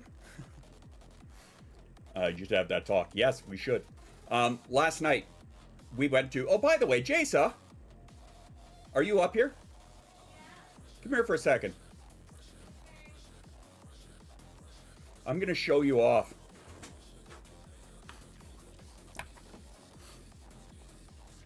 Hello. This is Jasa. She just got out of bed a little bit ago, so there you go. We went to her grade 8 grad last night. And how did you handle the being in the gym with that many people? It wasn't that bad until everyone started yelling around me. Uh-huh. Especially my classmates who were screaming. Uh-huh. Yeah, I was having a difficult time with it. Salutations, Offspring. I like that one. Purple top on point. Fucking A. She loves this sweater. Yeah, I had a really difficult time with it last night. And of course, had I thought about it, I would have brought my goddamn other headphones with me. But I didn't think about it, so yay me. But yes, this one here, yeah, you did okay with that? There were some people that thought it was really funny because Mom shared your video on Facebook of you accepting your award. But there were some people, and myself included, that thought it was really funny that how everybody else was like all lined up and walking down to shake the hand. And you like hauled ass all the way around and fucking booked her down to go shake the hand and be like, I'm done this, thanks, give me my shit, I'm out. I was more of panicking because I didn't know what to do. Yeah? So I was like, oh wait, I'm like really behind. I should probably run there. There's a puss in my room. Hi. I did not realize that there was a cat in my room. Well, she does do that sometimes. Yes, she does. Hi, Veggie Boo. Hey, boy. Screaming people should be muzzled immediately. Yes, they should. Come here, Puss. Come here, Puss. I did not realize that my cat was in here. Hi, kitten. Kipper. Well, you're not the kidder. The other Should organize while Colin was healthy enough to do what we nation to the end. Alright, bye. Thanks for coming in. Hi, Puss. I had no idea you were in here, so you get to hang out with me. Kitty and Teen. Yes. Yes, the cat tax. 100%. You know what the tax is? You have to put up with my loving for a couple of minutes. Hello, puss. All right, down you go. I don't know if she had like, because she was in my office last night, and I thought she left. So I think maybe she slept in here for the night, and I didn't realize it when I went to bed. Anyway, so yeah, that was my point. There was just about the fuck was my point there? Obligatory touching. Ew. Yep. Yeah, about alarms and yeah, being in the auditorium there. It was horrible. It was terrible. All right. So, out of all of this, what are 3 things that I would like you to walk away from this discussion with? I cat on top of my PC this morning because it's warm. All right. Here are 3 things I want you to walk away with. Grief that starts before a death is not early. It's grief that started on time for a loss that is already underway. Hey, Vervide! Holy shit, I haven't seen you in forever. How have you been? I was thinking about you not long ago when I was working on a song. Planning for our clients in case something happens. My work reminds me after this. Check on Maiden and mental health. I will talk about that on fucking stream here. Thank you, Jay. Reminder, today's topic is on neurodivergency and grief. Almost finished at Cambridge. Holy shit, nice. You should send me a DM, Vervide. I would love to catch up. Thanks, Jay. Yeah, better pin to have that one there. Got a lot to shout about on grief. Cool, cool, excellent. Okay, so because we are rounding out, we're actually at the end here. But I'm good to carry on the conversation for a bit longer. These are 3 things that I want you to walk out with, okay? Is that, once again, grief starts before a death. It is not early. It is grief that started on time for a loss that was already underway, okay? However your grief shows up, be it masking harder, going quiet, inertia, focusing on logistics instead of your feelings, it doesn't matter, it counts, okay? Doesn't matter what it is, it all counts. Even if it doesn't match what people expect to see, what their expectations of grieving looks like. And you don't have to do this alone. Asking for check-ins, for support, doesn't require waiting for somebody else to offer it first. That's right, grief is grief. Mask harder, that's the classic cope, I know it. Yep, for so many people. Okay, so if you did not read this Scholar article that I had put up on Sunday, exclamation Substack. This is the last article that I had put up. It was from this past Sunday. It was about this topic. I'm actually doing a little series on Substack about grief and neurodivergence. This is just the first of 5 articles that I'm going to be posting up. Doesn't mean I'm necessarily going to be doing nothing but streams on this for the next little bit. That's not true. I just wanted to open with this one because it was a requested topic. Ready to mask I'm ready to mask with others while we grieve together. That's fair enough. If that is how you deal with it, then that is how you deal with it. So before we carry on with going back and forth, whatever, can we have a check-in request channel? We have a, what is the shit? Where are we here? Discord. What you can do is you can use I'm in Jay's server. That's not going to help me. We have it is in the town square, I believe, I think. Or no, it is in the mental health district is what it is. We have the reminder room. Your $sign keep, that's fine. We have the reminder room. It is in the mental health district category, and it's the second from the bottom. It's the reminder room. So you can 100% use that, right? A lot of people use it for different kinds of reminders. Yeah. Whether it's a reminder to check in with somebody, whether it's a reminder to pay their bill, whether it's a reminder to whatever, take the fucking muffins out of the oven. I've seen. That's what it's there for. Use it. Take advantage of it.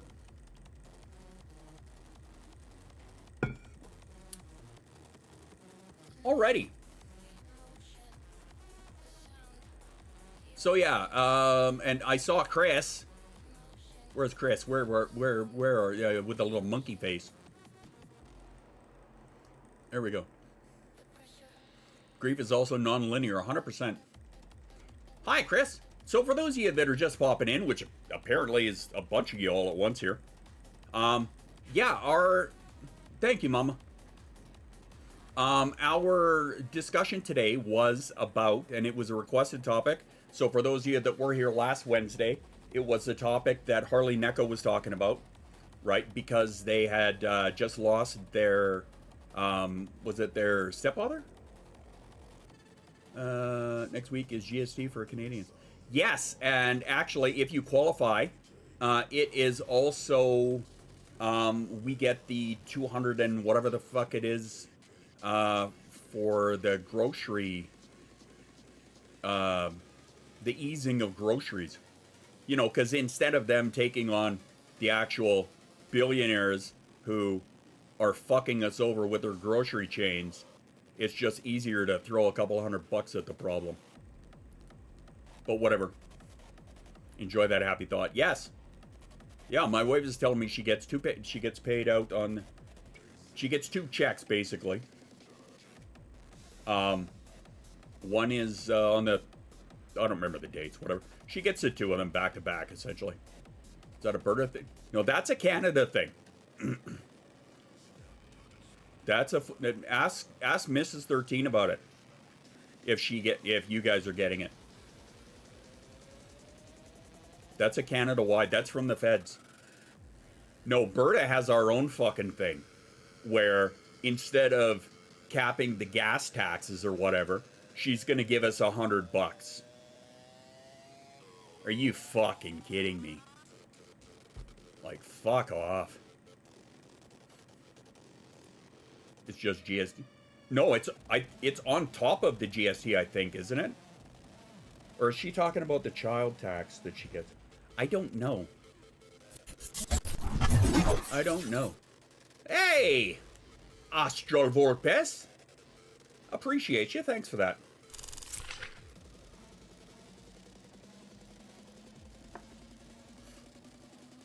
So, what I think is funny is in my notes at the beginning, I had written down that I was, said that it was going to be a gentle stream and like no jokes about it. And then I didn't say that part. Then we just immediately shifted to gallows humor and just fucking ran with it for the whole stream. So there's that. So yeah, it's a heavy topic. And again, a lot of us neurodivergents tend to deal with dark humor a lot better and a lot easier than shit like that. Hey, Veribit, thanks much. Unless somebody just threw that at you, in which case, thanks much anyway. I love it. Doesn't matter. It's all the same to me. No, rename GST. The money we got is what they owed us from changing it last year. Ah. Highlight message. Posture check for all.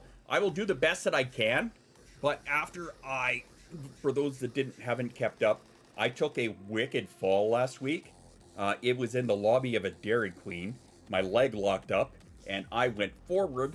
I grabbed onto the door handle. Hey, Veribit, throwing shit around.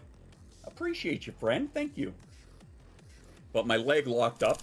I fell forward. I grabbed the door handle in front of me, but that did not stop gravity from pulling me down, and I went face first. Literally, I smashed my face into the wall, and then rolled onto my back and lay there and groaned for a minute. But it was because I had held on to that door handle. So like I reefed my shoulder. Yeah, it was not a fun time. Chill the booze with the corpse. Different of course. Papers in the mail saying that. Ah, I see. I gotcha. So your injury is no excuse for everyone else not to go spinal straight for. I never said that it was. I just was explaining why it was difficult for me. That's all. It's the same when somebody cashes a wow. There are certain words that are certain letters that I just don't get along with today. It's when somebody cashes a hydrate. It is not just for me, it's for all of you too. He says expectantly. Words are incredibly hard. Drink your water. That's the one. Cleanse your jaw. Take your meds. Eat something yummy, motherfucker. And I appreciate that, Zen. I really do. Monster or nothing, whatever. But I like shrimp, so do I. Again, thank you, Mama. Receipts, hey. Receipts are all the best. It's not that I didn't believe you after you said it. After you doubled down, I believed you. But thank you for the receipts. I do appreciate that as somebody who has a bag full of fucking receipts over here. Love y'all, but I should go now. There's salt in my Coke. That's not the worst thing in the world. Zen, have yourself a great rest of your day and a great week. Mwah. But you love receipts. It's true. I absolutely do love receipts. All right, so yeah, that was our topic today. What do you guys think? How are you guys feeling? I know that was it had the intention, or not the intention. It had the ability to get dark and heavy, and I know it kind of did at some points. Like you and yours, it helped me a ton. Good. That's what I wanted. Obviously, that's always what I want. I want to be informative because I was able to be unfiltered. Since when do you need to be filtered around here? What's this unfiltered thing you speak of? Or one of all the times we were told grieving companion animals isn't as valid? Fuck that. Cookies for everybody. I was lights are never going to talk about the herring times when I let my friend go. By all means. Before I ceremoniously ran away, I don't think I relate to any of it.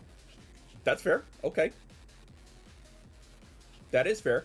Like I said, while a lot of this research was done on autistic specifically, I do know that a lot of the things that are presented are also, there are also things that ADHDers can present, right? Again, the ADHD autism Venn diagram.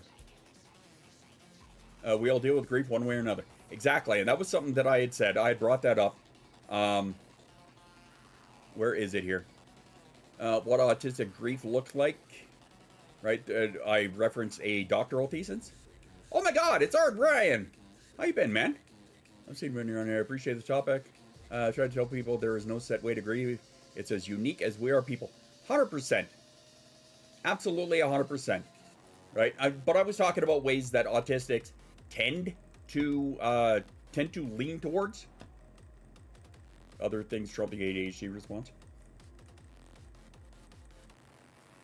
I just drink and emotionally explode at some point. Drinking whatever, screaming to the void of my feelings, crying my pillow. Someday I might run dry. And that's a valid way to let it out. I mean, is it the healthiest way? No, probably not. But that's how you deal with it. And again, I treat that comment, or the, let's try and back this up a little bit here, put my words into order. Essentially, I look at it the same way as I look at religion or your political stance, so long as you are not actively harming another person. So, if, as you say, I just drink and emotionally explode at some point, okay, so long as you're not emotionally exploding directly on somebody else and causing active harm towards that person, then okay. So long as you are not causing active harm towards yourself, then okay. I did not even see that we had a hype train going. That is how much attention I was paying. Thank you for that, guys. I appreciate that.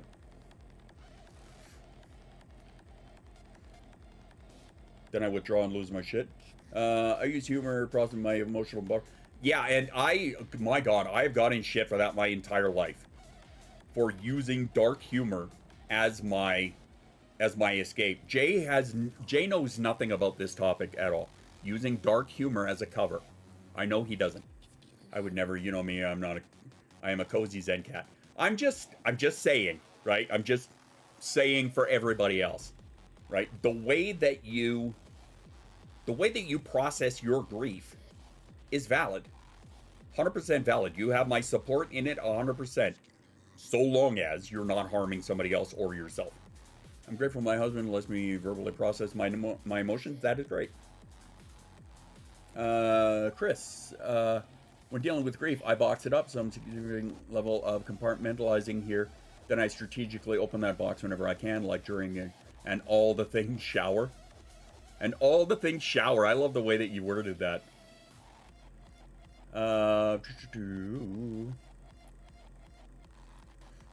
I think other things. Yeah.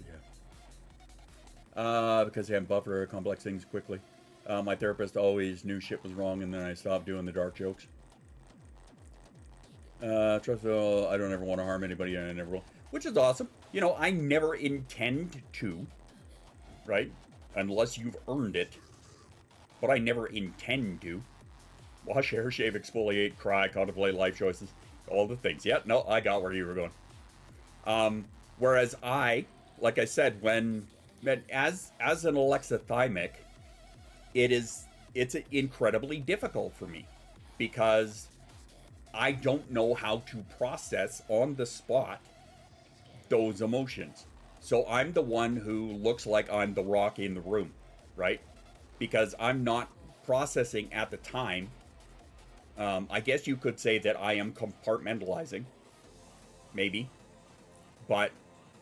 and I tend to deal with that shit later, right? I tend to be able to process those things in time, but as an alexithymic, I don't know what I'm feeling on the best of days, let alone, you know, on the spot like that. Do people share now? It's been put to me as something that it's unappreciated. I buried most of my personnel. How do you put it? Emotional sewer slide. Yeah. It's a tomorrow later spaz problem. Yes, it is. Where of all my dark shit I rated in, even when drunk. Big freeze energy. Yep, there you go. Yeah, Jay, but again, knowing your audience and knowing who are going to be the people that understand and join in on said dark humor, right? You know, like, you know, you don't / should not bury that shit with people like me and Shoes, who will totally join in with it.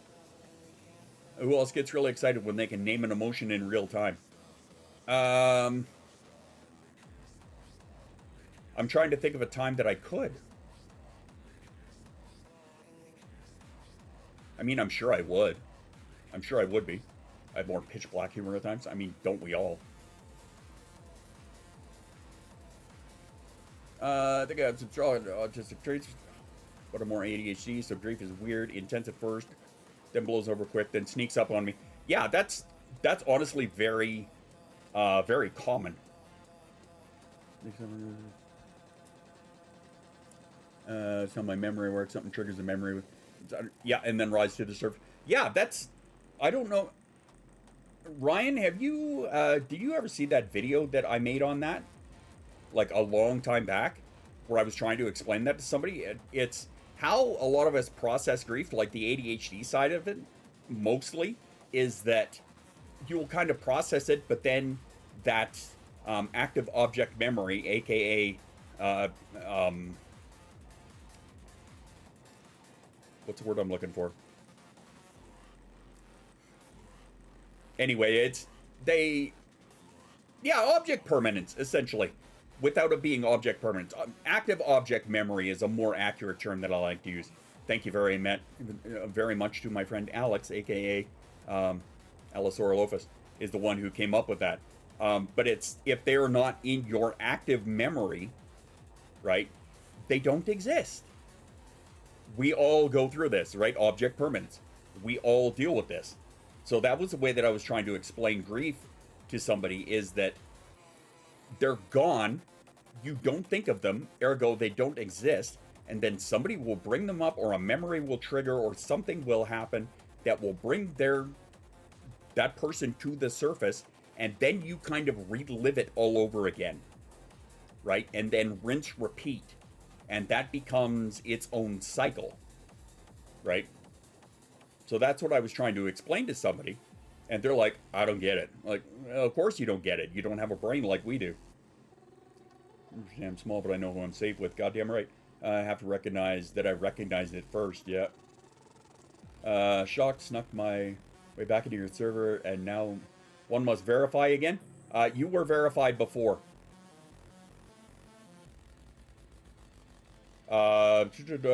Worse to worse, if Dan doesn't get you, or if Chris doesn't get you, just DM me and I'll get you. Like, even now talking about this, I feel the feelings, but I can't say for who exactly. I'm not afraid. I'm not a fan of those gut punches. Then the floodgates reopen after that. Yep. Try to drink away the memories. I always come back from the music. Drinking is not a solution. No, I did that. I did that for far too many years. So I get it, right? It was not the solution for me. Because I was, you know, the part that I hate about, well, I can't really, just can't type with a broken key. Chris, if you want, her username is, her Discord username should be the same. Unless you changed it. Anyway, what was I saying? Oh yeah, when I drink, I tend to hate people, but none more than myself. Yes, self-medication, which also, ADHDers, that is a problem that we deal with heavily, is substance abuse problems, right? This is something we know. Self-medicating, yeah, that's something we absolutely do. Do we have problems with things like drinking and other... Yeah, Verity is the same name. We have problems with things like drinking and other illicit substances, right? So, you know, a lot of times those are coping mechanisms that we have. Are they healthy? No, probably not. Is my caffeine and nicotine supplement, self-medicating supplement, a good idea? Probably not. Would I use meth if I could? Probably. I don't think I would. Worst to me happens when I go sober for a few days. My hate for the world and people is out of control. I should look into that. Something to take up with your therapist, my friend. We carry them with us forever. They're part of our lives. They help shape us, shape them. Even if we forget things, they're still who we are in part because of those we loved and lost.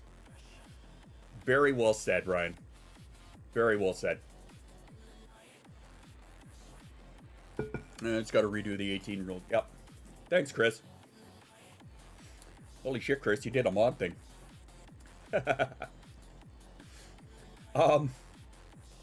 Dopamine center is the same ones that light up with dark chocolate, cheese, adult behavior, and pain.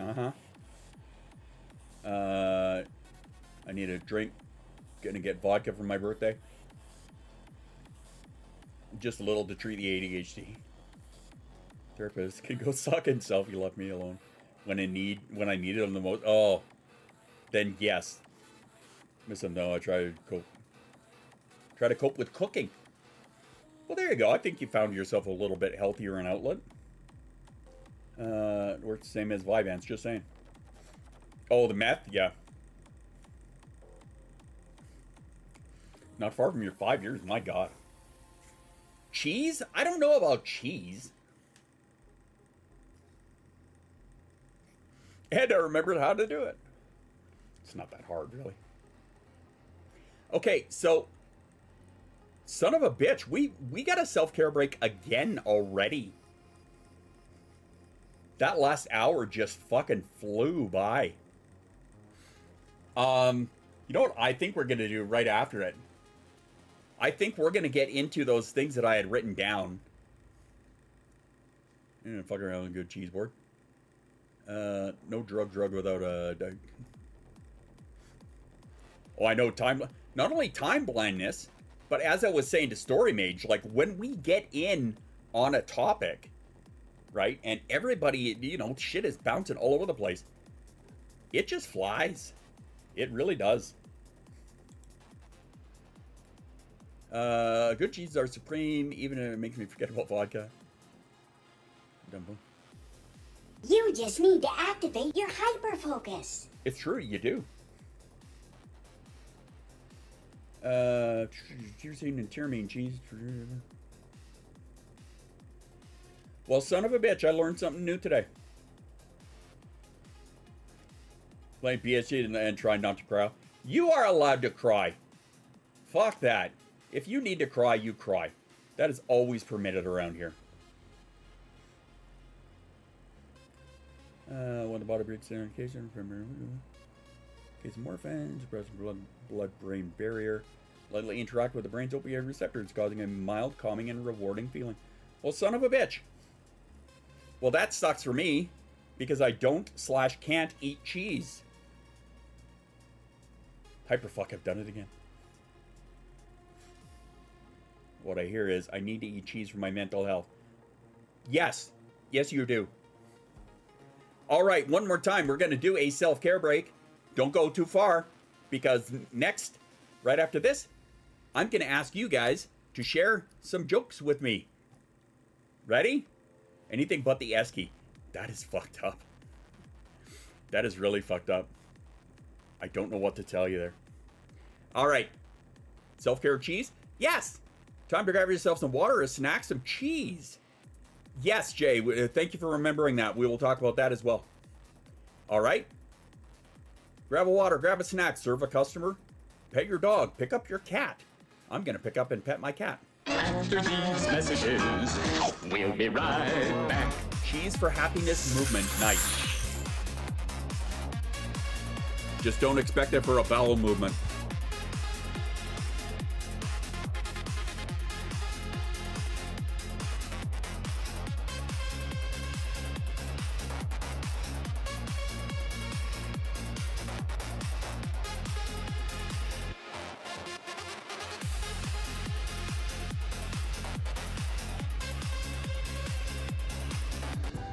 Welcome to another episode of Nobody Asked, the segment where we give you information that nobody asked for. 4 out of every 5 3-year-olds can recognize the McDonald's logo, and if that doesn't say something about our society, well, I don't know what does. This has been Nobody Asked.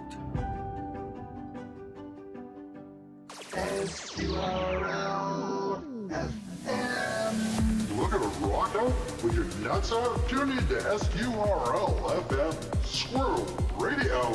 All your favorite songs from every genre, but played at twice the speed. Not only quick enough to hold any squirrel's attention, but you can also listen to twice as many songs, just from the dial like you usually do. You'll find it eventually.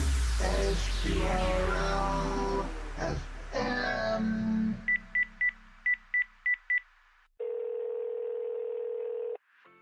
Thank you for calling the ADHD hotline, sponsored by Squirrel Co., a subsidiary of ADHD Incorporated.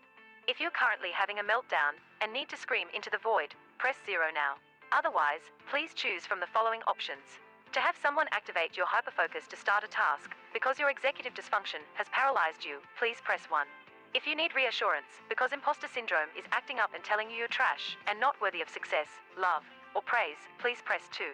To gush about your latest hobby or hyperfocus, because the people around you are already sick of hearing about it, and you just need to show someone your hard work, please press 3. If you can't find the item you literally just had in your hand, and need someone to walk you through the last hour so you can find it again, please press 4. If you can't remember why you called us, but know it was important, please press 5. If you're suffering from decision paralysis, and need someone to talk you through figuring out what you want to do, please press 6. If you're shopping, and need someone to talk you out of buying the 4,782,746 things in your cart, because buying things gives you dopamine, but you just can't afford it, please press 7. To set reminder alarms to remind you to drink your water, eat something yummy, take your meds and unclench your jaw, please press 8. If you're having a meltdown and need to scream into the void, please press 0. If you need to hear these options again, because you have ADHD and have already forgotten which option you needed, please press 9. You rely on coffee, but does your coffee rely on you? At ADHD Incorporated, we've rewritten the bean. Introducing Coffee.exe, the first beverage that updates itself nightly and occasionally reboots your motivation. User detected. Launching productivity protocol. What? Not again. Please don't. With Coffee.exe, every sip floods your neurons with quantum caffeine, a compound so strong it briefly collapses time, like a black hole of rich, full-bodied flavor. He's been typing for 36 hours. I don't think he has stopped to eat in days. Ugh, no wonder it smells like piss and shame in here. Somebody help me! Mission complete. That was your mission? It's going to take a week to air out that smell. Make it stop. I can smell words. Coffee.exe from ADHD Incorporated for when consciousness is optional and sleep is only a suggestion. I'm calling HR. This shit can't be legal. At ADHD Incorporated, productivity means never facing failure again. Introducing Task Zapper, the first AI tool that deletes unfinished tasks from your calendar and your conscience. God damn it. Task Zapper. Finish my taxes. Task irrecoverably deleted. You are now free. Powered by our patented avoidance engine, Task Zapper identifies everything you were avoiding and removes it from existence. Before Task Zapper, I felt guilty about dishes. Now they've been digitally vaporized. I love it. I fucking hate dishes. Each deletion triggers a dopamine burst, followed by gentle confusion about why you suddenly have time for a nap. Warning, Task Zapper may erase responsibilities, bank reminders, birthday notifications, knowledge of your family's existence, or people who ask about deadlines. Task Zapper, because denial isn't failure, it's freedom. ADHD Incorporated. Innovation through omission. I had actually meant to switch back to this before the last one, but I accidentally hit the button thinking it was something else, so I spent an extra minute loving on my cat who hates when I do that. Whatever, I don't care. All right, so now we're going to talk about Jay had a question and wanted to discuss something, and it was regarding the it's a hot topic actually up here in the Great White Canada. To the windows. There you go. Okay, we'll be able to get back up again. Yeah, me either. I proved that in the lobby of a Dairy Queen. I did get low to the floor. Yes, that was one thing I wanted to talk about. Jay was cleaning bathrooms and wiping counters. All right, so hit me with what you want to discuss, Jay. Or actually, did you want to actually talk about it? Because I know you're at work, and I don't know how well that would play out. It's up to you. That is at 12%, so if I disappear, it's because my phone died. Not allowed to fall according to my doctor. You also should get a charger. I could go for a DQ burger right now. Actually, me too. I'm making spaghetti tonight though, because I promised I would. Because we have all the ingredients for me to make a good sauce. So make my custom. Apparently, MAID is not going to be able to apply to mental health due to government legislation. Okay, so I am not 100% up to date on that. I have some mixed feels about that. Okay, let me just get totally up to date with that, because that's one thing that I haven't seen a whole lot about.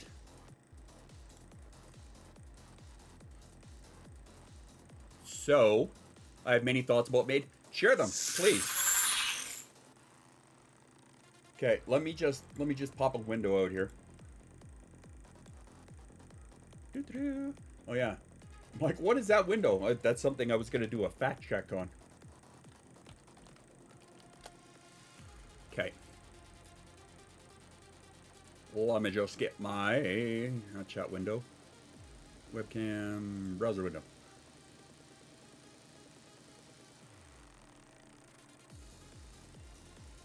Not the frame. That one. Okay. Not now. Thank you. All right, and we're going to go into my mental health content folder. Okay. Here we go. Okay, so we're just gonna ask Claude to do the research here for me. Up to date with the latest information on MAID in Canada and any new legislation surrounding it. New or upcoming / proposed legislation surrounding it. There we go. All right.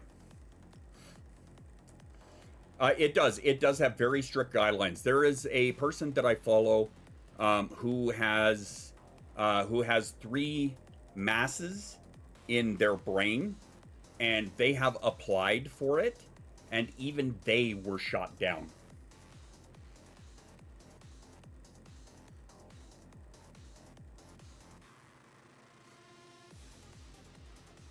Where the fuck did my Facebook... There it is. Okay. Alright, so as you can see, we've got Claude doing a bit of a dig. Yeah, notify me when you're all done there. Many hoops to jump through. Okay, alright, so let me see. Medical assisted... Yes, it is medically assisted dying is what it is. So we're talking for... people who have got terminal things like cancer and all sorts of shit. There was some mental health clauses in there. I'm gonna head out. Love y'all. Hugs to anyone who wants. Thanks to you, Story Mage. Someone educate me on non-Canadian made if someone does not apply to strictly to mental health conditions. No, and the thing that really pisses me off is that there are a lot of talking points that are going around from people that are, 1, highly uninformed, 2, trying to rage bait you, and all of that, that essentially say dumb shit like, well, all you have to do is tell your doctor that you're sad, and they will essentially euthanize you. It does not fucking work like that. Somebody get prepared to clip this last part here. Let me just, we're gonna pop over here. We're gonna pop over here. To any of those people who are spreading the stupid, bullshit, conservative talking points that all you have to do is be sad in order to qualify for MAID, walk into your doctor and tell them that I'm just having a little bit of the feels, and they will essentially fucking euthanize you. Stop it. That is not how it works. You are a fucking fearmonger. Stop being a dumbass and spreading bullshit, lies, and misinformation just for clicks and views. You fucking mindless twat. Thank you. I've said my bit. Clip. Thanks, Chris. All right, so here we go. Here, as of June 2026. It's a fast-moving file, okay? Basis. Medical assistant in dying, which is what MAID stands for, has been legal since June 2016. True. There are 2 tracks. Track 1 covers people whose natural death is reasonably foreseeable within 12 months. Again, so somebody who has a terminal illness, somebody who has stage 4 cancer, right?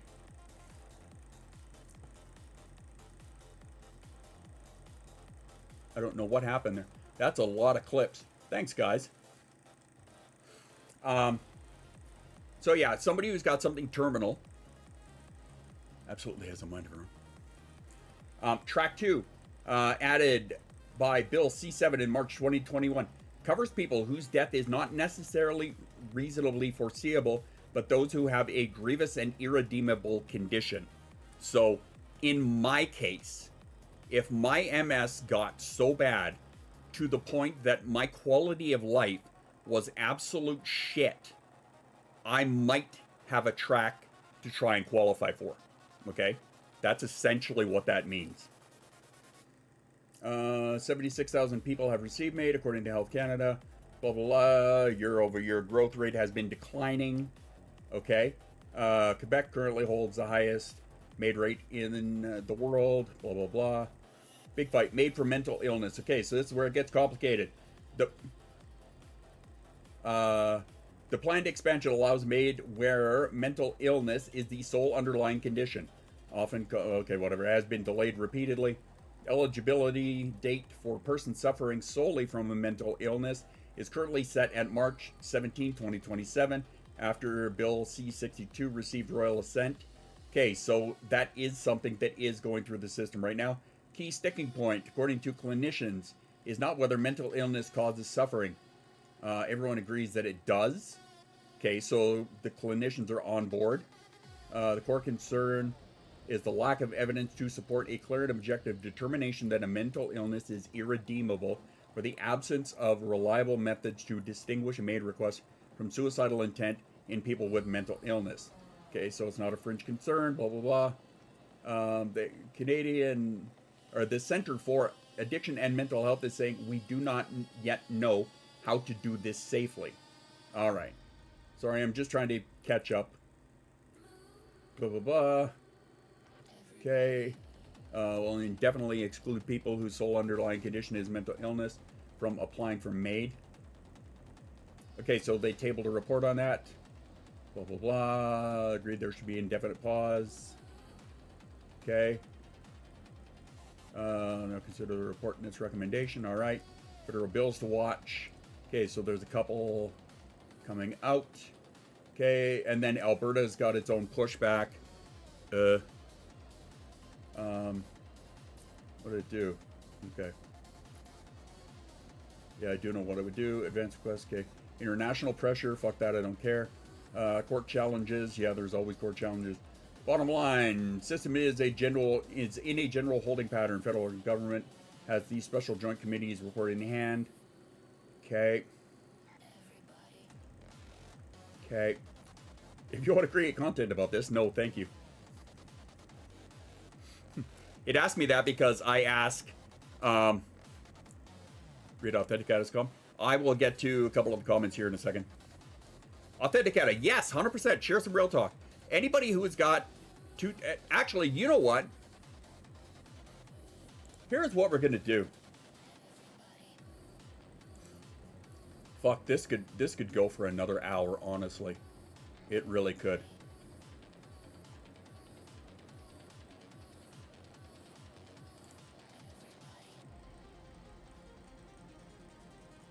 Here's what I to get a Discord channel open. Yes, it is. It absolutely is. I have jumped into the rave room, which none of you can see. I'm sure you can see the green room, though, down at the bottom of the town square. If you want to talk about this, jump into the green room, and I will pull you in here, and we will have a verbal discussion about it. My thoughts. Before we get started, I will give you my thoughts on MAID. Okay? Yeah, I know, Jay. That's why I was asking. Like, I know you're at work, and I know sometimes you can somewhat get away with it, but I get it. All right. My thoughts on MAID before we get started here. I think that it is a good thing. I think that so long as somebody is well informed about it, and it's not just a case of, thanks, Dan. It's not just a case of, I've got the SADS, ergo I want to shuffle myself off the mortal coil. If it is seriously a case of, you've got something like stage 4 cancer, right? In the case of my one mutual friend on TikTok, they have 3 brain masses, right? I can't speak for their quality of life because I don't know it.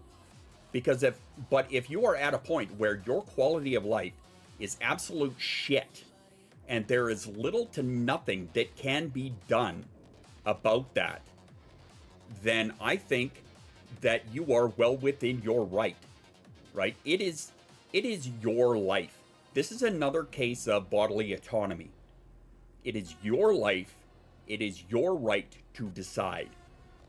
It is not the right of those that are our employees who run shit to decide what we do with our lives. But that is my 2 cents, the short version. All right, who have we got? We have got... Boom! Heidi Ho... Oh, no, I'm in... You know what? Hang on. I need to change the settings in this channel. That is my fault. Because it... This was a terrible idea on my part. Fuck it. Here's what I'm going to do. Hold that thought. Boom. I'm going to throw myself in the white room. That's what I'm going to do. We're going to go to the white room instead. Okay, one sec. Vervide is going to come and join me here. Bam. There we go. I do believe it's Vervide anyway.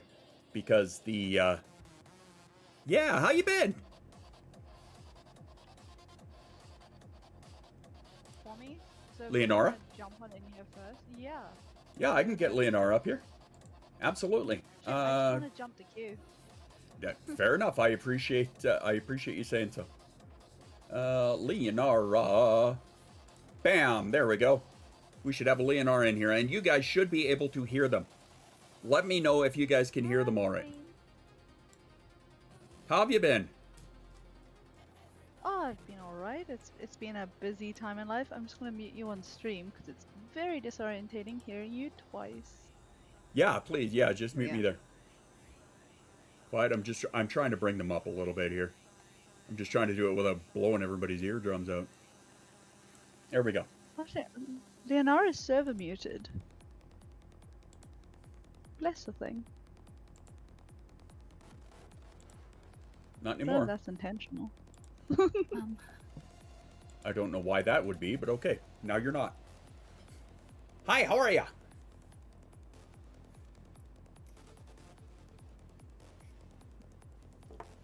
Pause for dramatic effect. Drum roll, please. Drum roll, please. I don't have a drum roll sound. Shit. Oh well. Whatever. I do have this. That's on you. There we go. All right. Well, I'll tell you what. While Leonora is getting her shit together, I can see your little green thingies going off. Hello? There we go. Yay, friend! There you are. Okay. Yeah, I want to hear your 2 cents on this. Yeah. Sorry, I've headset issues and stuff. I don't usually use this headset. Mm-hmm. Yeah, I'm pretty passionate about euthanasia, and I just think that it's really tragic that we are able to put our pets down and not let them suffer. But I had to sit and watch my father and my friend suffer in excruciating pain, and there was nothing that we could do to help them except give them the legal doses of pain medication. Right, and you guys don't have anything like this down there, do you?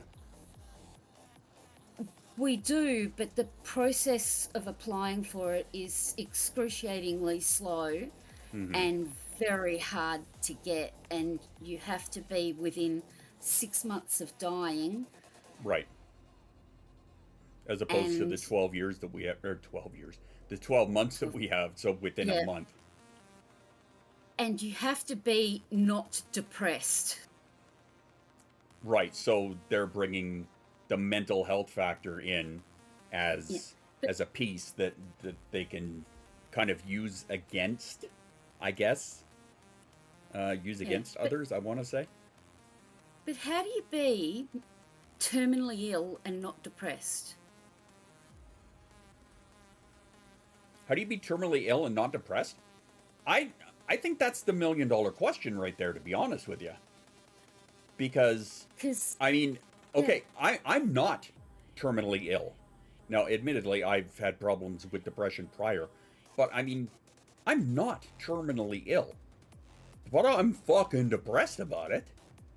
I'm not happy about it, right? The deterioration of my body, having to feel like I am a burden on my family, like, and I'm just, this is just my experience. I can only imagine for somebody who has, stage 4 cancer is the one that I always just kind of default to because it's the most readily available in my mind. But if somebody had that, how would they not feel like they were a burden to their family and not be depressed about it? How would they know that their time is coming to an end and not be sad about that, right?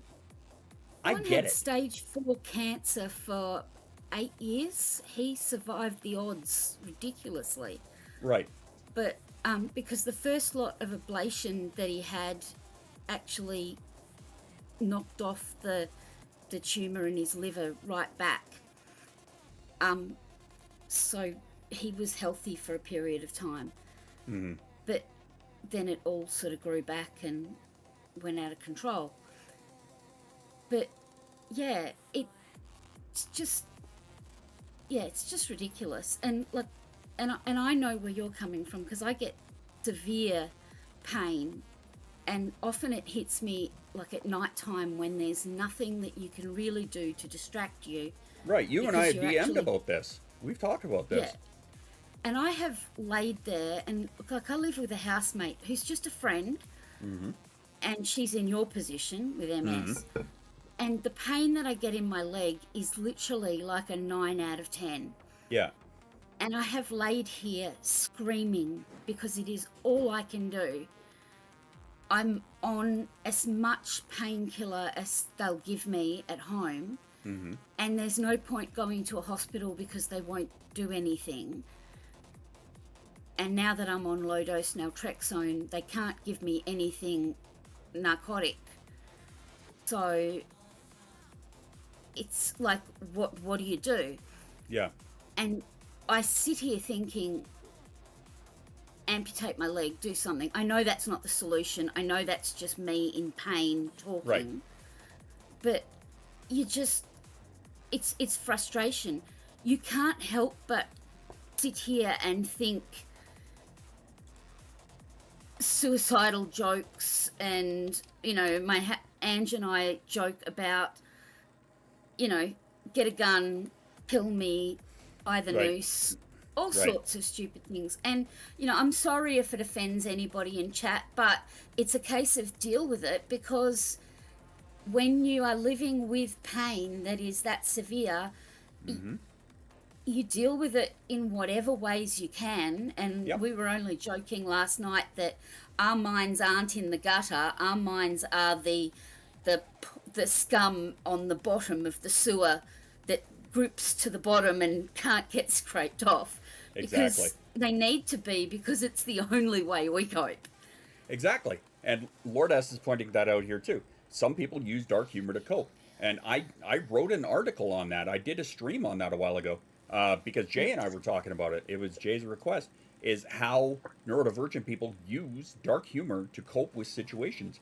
And we do it at a much higher rate than a lot of neurotypical. Like, the amount of fucking data out there that I found on that, there was more information that I found on that using Google Scholar than there was about, what was the other topic that I was trying to information on?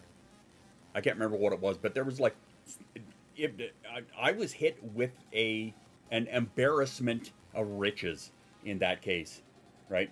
There is so much information on how we use this dark humor to cope. I buy shirts off Temu that say, I'm sorry if my common sense offends you. I might be weird, but I'm limited edition. Because if I can make somebody smile when I'm out, it makes me feel better. Yeah. And B, it's how I feel a lot of times. And I just, if I can express that without having to talk to somebody, more the better. Yeah. It was perimenopause. That's right. That was the one. There was very little information on perimenopause and ADHD and autism, but there was a ton on dark humor. Yeah. I still did an article on it. And that was the thing for me, is my ADHD didn't get diagnosed until I hit menopause. And I when I hit menopause, I stopped, my dopamine went baseline, nothing. And I was like an Alzheimer's patient for like a couple of weeks. I just had no memory. I got to a roundabout in Murray Bridge and I was just lost. I'm sitting behind the wheel of the car. There's a car behind me tooting its horn. I burst into tears, and all I could do was, thankfully, there was a car park next to the thing, and I just pulled the car into the car park, cried for 5 minutes, and then rang my housemate, who just sat on the phone while I drove home. Nice. Talked me home. And that was when she turned around and said to me, you know, I'm sure I've told you this before, but I think you've got ADHD. And this was all around the whole TikTok time. Yeah. And this was how I ended up finding your stream and stuff, and ended up getting a diagnosis. And I had to fight with my GP to get a referral to the psychiatrist that I'd already found, and he'd already made an appointment for me. And she's like, no, you've already been diagnosed with borderline personality disorder, which I didn't think I had. Because that's I one had of the most common that's one of the most common misdiagnoses, though. Well, I had a 15-minute phone appointment with her. She heard my sister had it and said, oh, you've got that. But yeah, bipolar is the other one. But you're adopted. Yeah, I'm adopted. So I am no relation to my sister except by law.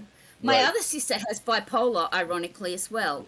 That's funny. But I would not be surprised if they both have ADHD too. Right. So essentially you are essentially the prime person that I wrote that perimenopause article about, is that there are so many that finally hit perimenopause, and then that's where where the ADHD and autism diagnoses come ripping out. I want to jump over to Vervide. I want to hear what you got to say on this. So I don't have a lot to say on perimenopause, and the rest of it I was kind of more going to talk about, like MAID specifically, as someone who has some lived experience with that. We kind of jumped topics there a little bit. Please, I want to hear from you. Shocked and horrified that an ADHD person couldn't stay on topic. Crazy behavior. It's almost like the motto of my stream is off topic is the topic. Some bitch. No, it's no stress whatsoever. So just selective preamble here is that I'm obviously not Canadian or American. So I'm speaking of MAID from another country. My partner is a doctor. I had to experience a similar thing with my father, who had motor neuron disease, or might be more similar to Lou Gehrig's. I think a lot of Americans might associate with that term. Yep, I do. What country are you talking about? South Africa, specifically, from where I was. South where I was Africa? at the time. Yeah. Okay. Born and bred there. There you go. So he was diagnosed with motor neuron disease when he was 49. Sorry, he passed about 6 years ago, so the timeline's a little funky. But, so, I mean, it's a terminal illness. It is degenerative because the neurons in your brain start to die out and you lose control of your faculties. So you lose the ability to That was one of the speak, things eat, that I was breathe. researching when I was what I was trying to figure out, like in not this, because I was diagnosed MS last January, but prior to that, I was doing a fuck ton of research, as I always do, trying to narrow down what it was I had, and that was one of the ones that was on the list. It's And it's ALS. It so over here scary. is we call it ALS, right? Yeah. That was Yeah, the I one think that it's I was the alateral most something. terrified of. No, and I mean reasonably so. It affects 1 in 300 people, I think, is the statistic they've come up with now. But so he applied for selective euthanasia. Yep. Because it was degenerative, because there was no known cure. He tried all the trials, all of the new whatever. And specifically in South Africa, they weren't allowed to do it because of their like legal mandate. Right. So all they could ever do was provide medication to keep him comfortable. Yeah. And trigger warning to sort of chat and yourself if anyone's got like medical trauma or like vent related trauma, please do say something now so I don't upset anyone, because I'm not trying to do that or jump scare anyone. Your trigger warning is accepted and acknowledged. Okay. And so when it got to sort of the end, it was during COVID time, and it was just my mother and I at home, and we were having to give him morphine and what's the other one that begins with a D? Dazalan. No, the one that they give to people to Demerol. sedate them when they go a little bit loopy. Not Demerol? It's neither here nor there, to be honest, but Right. effectively they wanted to remove the vent and they couldn't because of the trauma that he had around air suffocation. Right. And so it was so traumatic that he had to decline food and water, and I had to watch my father pass away over 7 days, hoping that his heart would give up before his kidneys, so he would have a faster death. Uh-huh. And for situations like that, MAID would have been so much more humane. Mhm. And it got into the stage where he realized that he could no longer communicate because he was WhatsApping as his primary form of communication. Sorry, he was And- what? Tapping? WhatsApping. You know WhatsApp? WhatsApping. Okay, yeah. communication tool? Yeah. Okay, yeah. Because he could no longer speak. When we do And- that here, if my daughter or I go nonverbal, we just open a notepad and type in there. So I get Yeah. it. See, yeah, that's so great. But the point at Or which his text. hands started to fail, he couldn't even go to Sweden or Switzerland where it's illegal, Right. because you have to physically be able to push a plunger. And it's things like that where I get so angry, where you have to then watch someone pass away over an extended period of time in pain, Mm-hmm. where there would be more humane alternatives. The same Yep. thing that if it was a mental health blockade where they said, oh no, if you've got the big SAD, you don't qualify, Yeah. would you rather not see them being medically assisted than Yep. have them try it themselves and mess it up? Exactly. What's the difference between a doctor helping you and when you are then a doctor helping you when you are unconscious? I mean, they're just medicating you for pain, Mm-hmm. and it's not that big a deal. I mean, you're gonna die anyway, so just So it's I just can ridiculous. I can speak to this from the medical perspective because, as I said, my partner's a doctor and I've spent many nights discussing this with him. Yeah. And it all comes down effectively to legal principles, because it counts as murder in like the strictest definition. You are ending someone else's life in terms of like a court of law, letter of the law. That is definitively what murder is, especially Well, when it comes to just like Chris put in chat here, it is no different than pulling the plug. You are the one who's physically, their hand is on the plug, ergo, you are the one who is responsible. Yeah, I'm not trying to defend anything. I'm just saying where please. the medical profession stands on it. So that's the first problem. The second problem is that they have very advanced medical training. Obviously, they go Mhm. through their 5 years of junior doctor, their like 2 years of residency, etc., etc., etc. It then gets to a stage where they take a Hippocratic oath. It's now being changed into they no longer take a Hippocratic oath. There's a new one that they take. I think that it was instilled Really? a couple of years ago. I was Very going to point that seriously, out too. I was was going to so say this surprised goes myself. directly against the Hippocratic Oath too. So I Yeah. could understand the doctor's perspective of I am going against everything that I was trained to do, right? Is to Yeah, save a life, be it life, limb, whatever. They're trained to do no harm, is Exactly. what it comes down to, or to mitigate the suffering of others, which could be interpreted as the ultimate ending of others. And that's But how the I would problem view then it.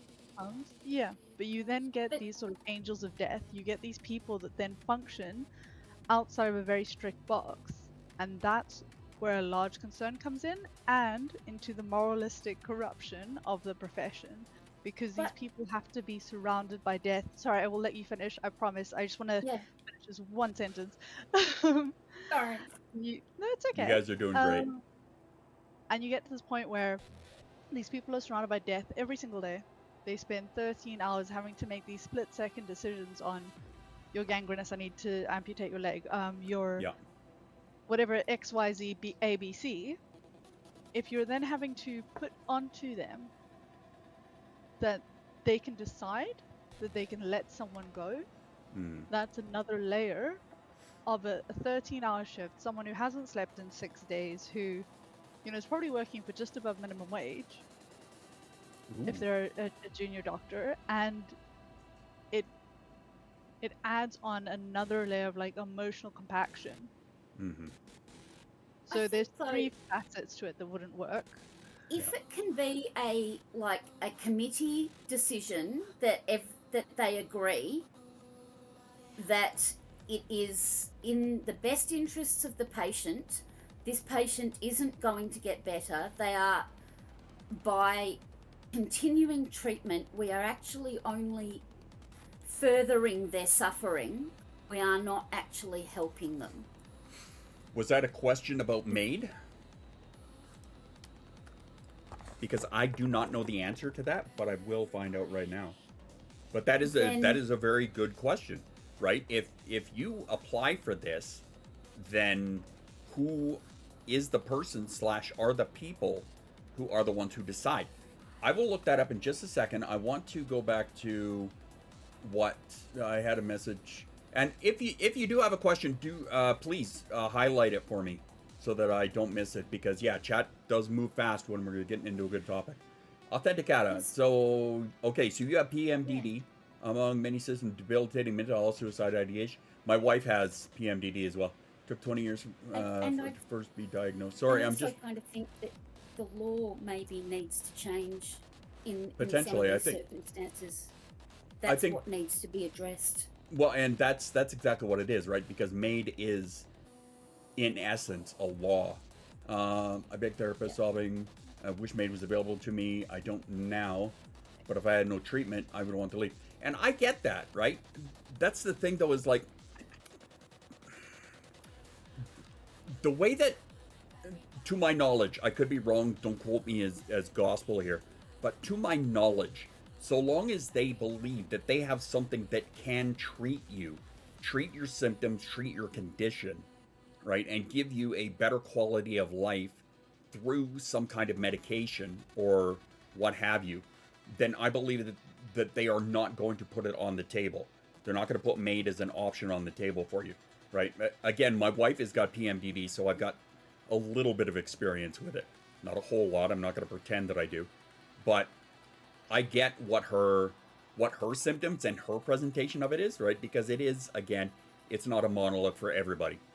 Mental illness alone. I think the other thing that it also comes down to is the fact that medicine as a field is changing so rapidly that even if they don't necessarily have something to treat you now, the option that they could have something to treat you within 5 years is very much a probability. For example, like the Neuralink, I know divisive, apologies, but if the Neuralink was something that was readily available for someone like my father, who was physically fine, I mean, I'm going to say physically and mentally, but you get the gist, and he only had a brain-body connection issue, if you could then use a Neuralink, as an example, to solve that problem, then his death would not be necessary.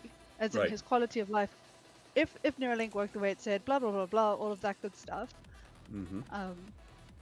the option for improving someone's quality of life within the span of 5 years is more probable than the deletion of them, leading to the ending of their suffering. Right. And I think understand that, but also comes into it. True, but also looking at the medical field, it is damn near impossible to say what is going to be reasonable and realistic within a 5-year period, because the medical field can move so quickly, right? And especially now with, and I know people are, it's true, there are some, I mean, cancer research, they've been doing cancer research forever, but now if you equate in the advent of, you throw AI in there, and the ability for it to potentially solve a problem like cancer, like Lou Gehrig's, like, you know, all this, the ability to look at this 5-year window and think to yourself that it could, oh, the US is moving way backwards, but to think that it could be solved within 5 years, it's a lot more realistic now than it was pre-COVID, 100%, right? But you can't say, right? We're not fortune tellers. We don't know what is going to be solved in the next 5 years, or what medical advances we're going to make, because shit moves so quickly. Of course we don't, but I think it's also just worth kind of considering the fact that we're effectively in a fourth revolution, if you would. Like a fourth industrial revolution. If I even look at my I saw lifetime, a video on that the other day. and I look at like the experience of my lifetime, and I go, okay, we went from, you know, not quite the moon landing, but almost the moon landing, sort of getting someone onto the moon. We now have the same amount of computing power in our cell phones, which we keep in our pockets. Yeah, far more than the first in moon a landing. rocket ship. Yeah, exactly. In a rocket ship to the moon. And that's happened over the period of what, 20, 30 years, 30-something years. I don't know. Since, my since history's the not last, great, but since the first moon landing, it's been like 50-some years. No, I was thinking more of like the not the Cold War moon landing. Like I'm not referring like that far back, but I'm saying like from the invention like the cell phone, internet, like the smartphones and whatnot. Yeah, I moved to Smartphones South about 20, Australia 25 in years. 2001, and I still had dial-up internet then. Yeah.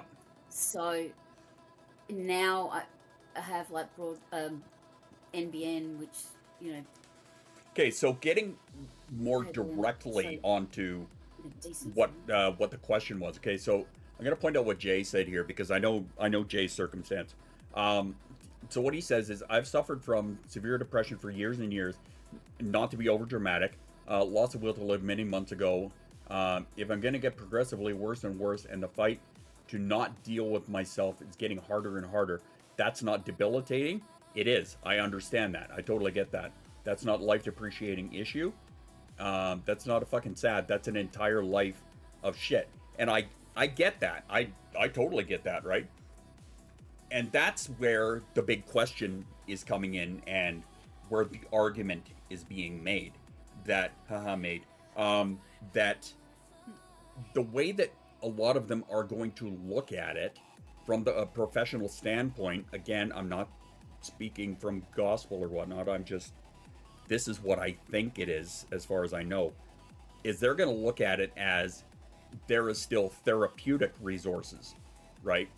Now, whether, and I know that your experience, Jay, specifically, with therapists has been garbage, but that's kind of how they're going to look at it, is that there are going to be therapeutic resources that are going to be available to you, and they're going to want to try and exhaust that, right, before anything else, which is where I made that little screaming tirade about how there are so many people out there that are peddling this bullshit that, well, I've got the SAD, so I can just apply for MAID, and, you know, and they'll do it. That's not how it fucking works.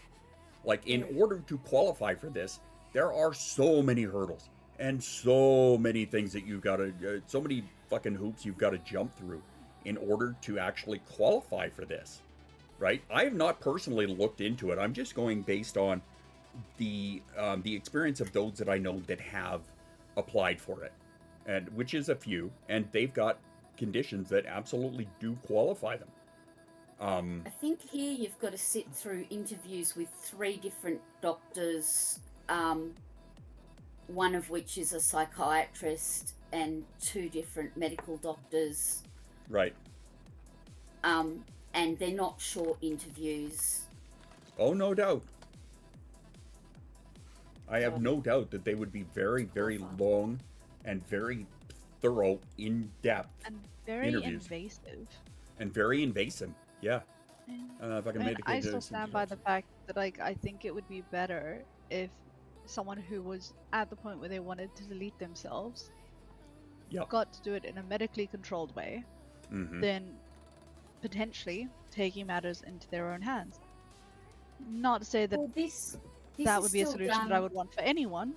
I'm not. It's still done in a medically controlled way. Like, it's still done with usually palliative care and like in the house or in Every what time have I've you. seen It's it, not-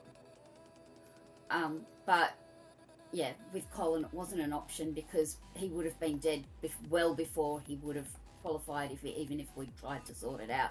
So we just didn't. We just, thankfully, what they did was they gave him as much painkiller as they could, as they were allowed, and they increased his midazolam so that he was at least, even though he was still in pain, he was a bit out of it on sedation. So he was less aware of the pain. Yeah. No, I get that. Okay. I just noticed the time, and I just saw that I have another self-care thing. Do you guys have any final thoughts you want to wrap up on this? Because I have to wrap this up, unfortunately. No, sorry. I just No, wanted no, to sorry. chat about what No, I what my appreciate. experiences were and why I think where it should go.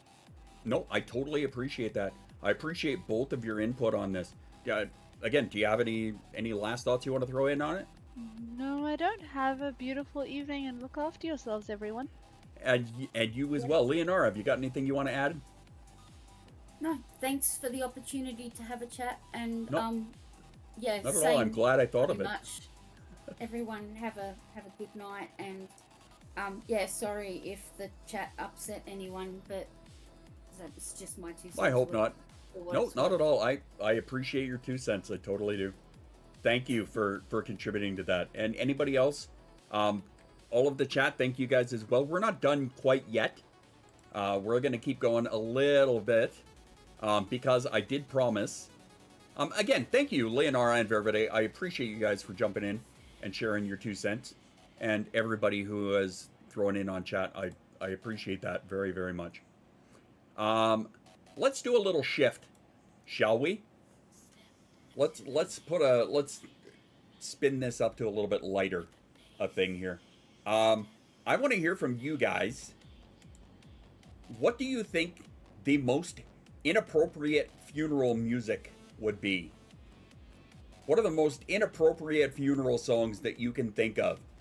This is something that we kind of touched on a little bit earlier, and there were some fantastic ones that I saw in there.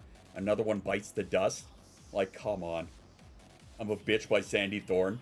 Nice. Dubstep. Just dubstep in general. Highway to Hell. That's a good one. I know that Mama and Authenticata, they had a list of good ones on the last self-care break. I'm going to exhaust all of my snoozes here. Hey, goodbye. Yep. I think that's a fantastic one. Another question for you. What are the best funeral pranks that you would love to be able to pull if you could pull a funeral prank? One that I thought of, and I had discussed with some of my friends in high school, was at their funeral, I would just show up in a black suit and sunglasses. I would walk in the door, I would take a right, I would stand right by the door, just with my hands crossed, not say a word, and just wait until the funeral was over and I would be the last one out of the room. And I would just do that to make people think that I was there as, like, I don't know, secret security? a hitman for the mafia, making sure I did a good job. Who knows? And I would just make people ask why I was standing there. I'm still standing, zombie. If someone play Pop Goes a Weasel at my closed casket. I like that. Haha, you're dead by Green Day. Nice. Or, if you don't have a prank, how about this? What was the worst advice that you were given after... Put a noise box inside the casket. What was the worst piece of advice that you were given afterwards? One of the things that I hate hearing is, well, they're in a better place. Now, I know this was mentioned earlier, and I know that Story Mage said that she believes that on a personal level, and I get that. I understand that, right? Some people do believe that, yes, they are in a better place. But for somebody who does not necessarily believe that, right? I hate hearing that. I hated hearing that at my mom's funeral. And look after your mom, brother, etc. Yeah, they're no longer. I prefer they're no longer in pain. Yep, that's one way to look at it. It's okay. Your mom will find someone to look after her. Okay. If you don't believe in that kind of thing, who are they talking about? The worms? Or they say, sorry, I don't know what to say. Or the word sorry, I don't know what to say. I actually have used that recently. I had, I didn't share this with a lot of people because I didn't know how to process it, but I had a loss in the last week or so. It was not this past weekend, the weekend before.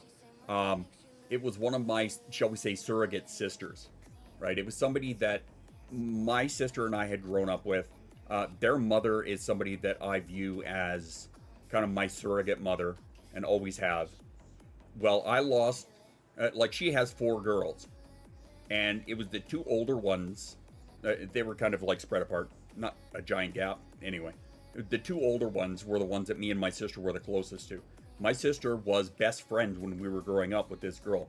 Well, she died of an overdose last weekend, right? She was somebody who was struggling with addiction and, you know, in and out of like rehab and quitting and starting, you know, all of that. And she was the second oldest, right? So I was closest to the oldest one. My sister was best friends with the second oldest. And yeah, like we lost her to an overdose. And it was the older sister that found her, kind of thing, tried to resuscitate her and whatnot. But, so I still haven't really processed that because I don't know how to process it. Because we weren't close as of late. We were close growing up, right? And we kind of like checked in on each other and whatnot. You know, I had her on Facebook or whatever. And, talking about it's a good start. Yeah, you know, like I had reached out to all of the other sisters and the mother because I'm still close to them. Close-ish, right? And unfortunately, that was one of the things that I could say was, I am so sorry. I don't know what else to say. I don't have words, right? Because I don't. As an alexithymic, I'm not somebody who knows what I'm feeling on the best of days, let alone in that circumstance, right? So that was one of the only things that I could say was, I don't know what to say. And I know that's not helpful in a lot of cases, but it's honest at the very least, right? At least it's not, you know, they're in a better place. What if you don't believe that, right? What if I don't believe that? Why am I saying that? It's just, yeah, that's the thing is, you know, I wasn't trying to be performative. I was trying to be honest, you know. I don't know what else to say. So I had a longer chat with the mother and a bit of a chat with 2 out of the 3 sisters, right? Not huge, but it was just kind of like a little back and forth and just kind of letting them get out a little bit. It was just a personal situation. They had all the time to say something. Yeah, different circumstance. Just tell the truth, and honestly, anywhere but here. And don't placate yourself afterwards. Yeah. Be gentle with yourself, right? Dad goes, I don't want anyone to say shit to me. There will not be words available that will make me feeling any different than distraught. And my mom goes, I'll be happy her brain isn't suffering anymore. Yeah, knowing your situation a little better than most, I get it. I get it. Yeah. I had something to say. I'm not going to add to it. No. I totally get it. It'll probably be the same for like my grandmother. My last surviving grandmother is the one that we have always considered the matriarch of the family, essentially. Is legit losing her marbles, yeah. But she is, she turns 89 next week on the 30th. She'll be 89, right? So losing her, yes, it will hit hard eventually, right? My dad is 71 this year, I think, right? So that's gonna be hard on me. Someone has a kidney issue or a lung issue, validate that pain. Welcome back, Authenticata. One thing, sorry, I want to go back to what Dan was saying. One thing that had me laughing last year after I lost my buddy during winter was me and the crew were up saying his goodbyes. His brother worked with us, told me he's sorry that all this happened. I told him it's okay. My other brother told him he had $20 he owed me in his pocket. We all started looting his pockets. You fuckers. All right, well, I cannot snooze this one any longer. If you guys have any other funeral pranks, inappropriate music, or worst advice, DM them to me. I want to hear them. But I have got to get out of here. I appreciate all of you guys sticking it out. Those of you that did end up hanging around for this. I know it was a bit of a heavier topic. I do have, like I said, a bit of a series that I'm putting on Substack about this. I've got 4 other articles that I've kind of come up with. So I am going to be... He would have loved it, no doubt. So I will be kind of touching on this topic a little bit. Just different kinds of grief with neurodivergent. I appreciate all of you who jumped in and threw in your 2 cents. Again, shout out to Leonara and Vervide who wanted to come and actually talk about it and gave me their perspectives on it. I appreciate the shit out of you guys for that. I love it. Everybody who threw in their 2 cents. You know, I can't single people out here because everybody had something to say, and that was great. So again, based on the topic we actually covered today, which was the anticipatory grief, or the pre-loss grief, depending on who you ask. Again, hopefully you guys can walk out of here with something, remembering that grief starts before a death. Our grief that starts before a death is not early. It's grief that started on time for a loss that was already underway. Remember that. However your grief shows up is valid, right? Be that masking harder, or going quiet, or fighting with the inertia, focusing on the logistics instead of feelings. It counts, even if it doesn't match what other people expect out of you. So remember that, right? Your grief expression is valid, whatever it is. And you don't have to do this alone. Ask for check-ins, right? Again, we have that reminder channel that you guys are free to use for anything. Feel free to use it for that, right? You don't have to do this alone. Ask for check-ins or support. Don't wait for somebody to offer it. Ask for it. DM me on my complaints later. Other than that, I appreciate the shit out of you guys. I will see you here on Friday. Until then, drink your water, take your meds, be kind to yourself, and I will see you guys in the Discord. Until then, mwah. All my love. Ciao for now.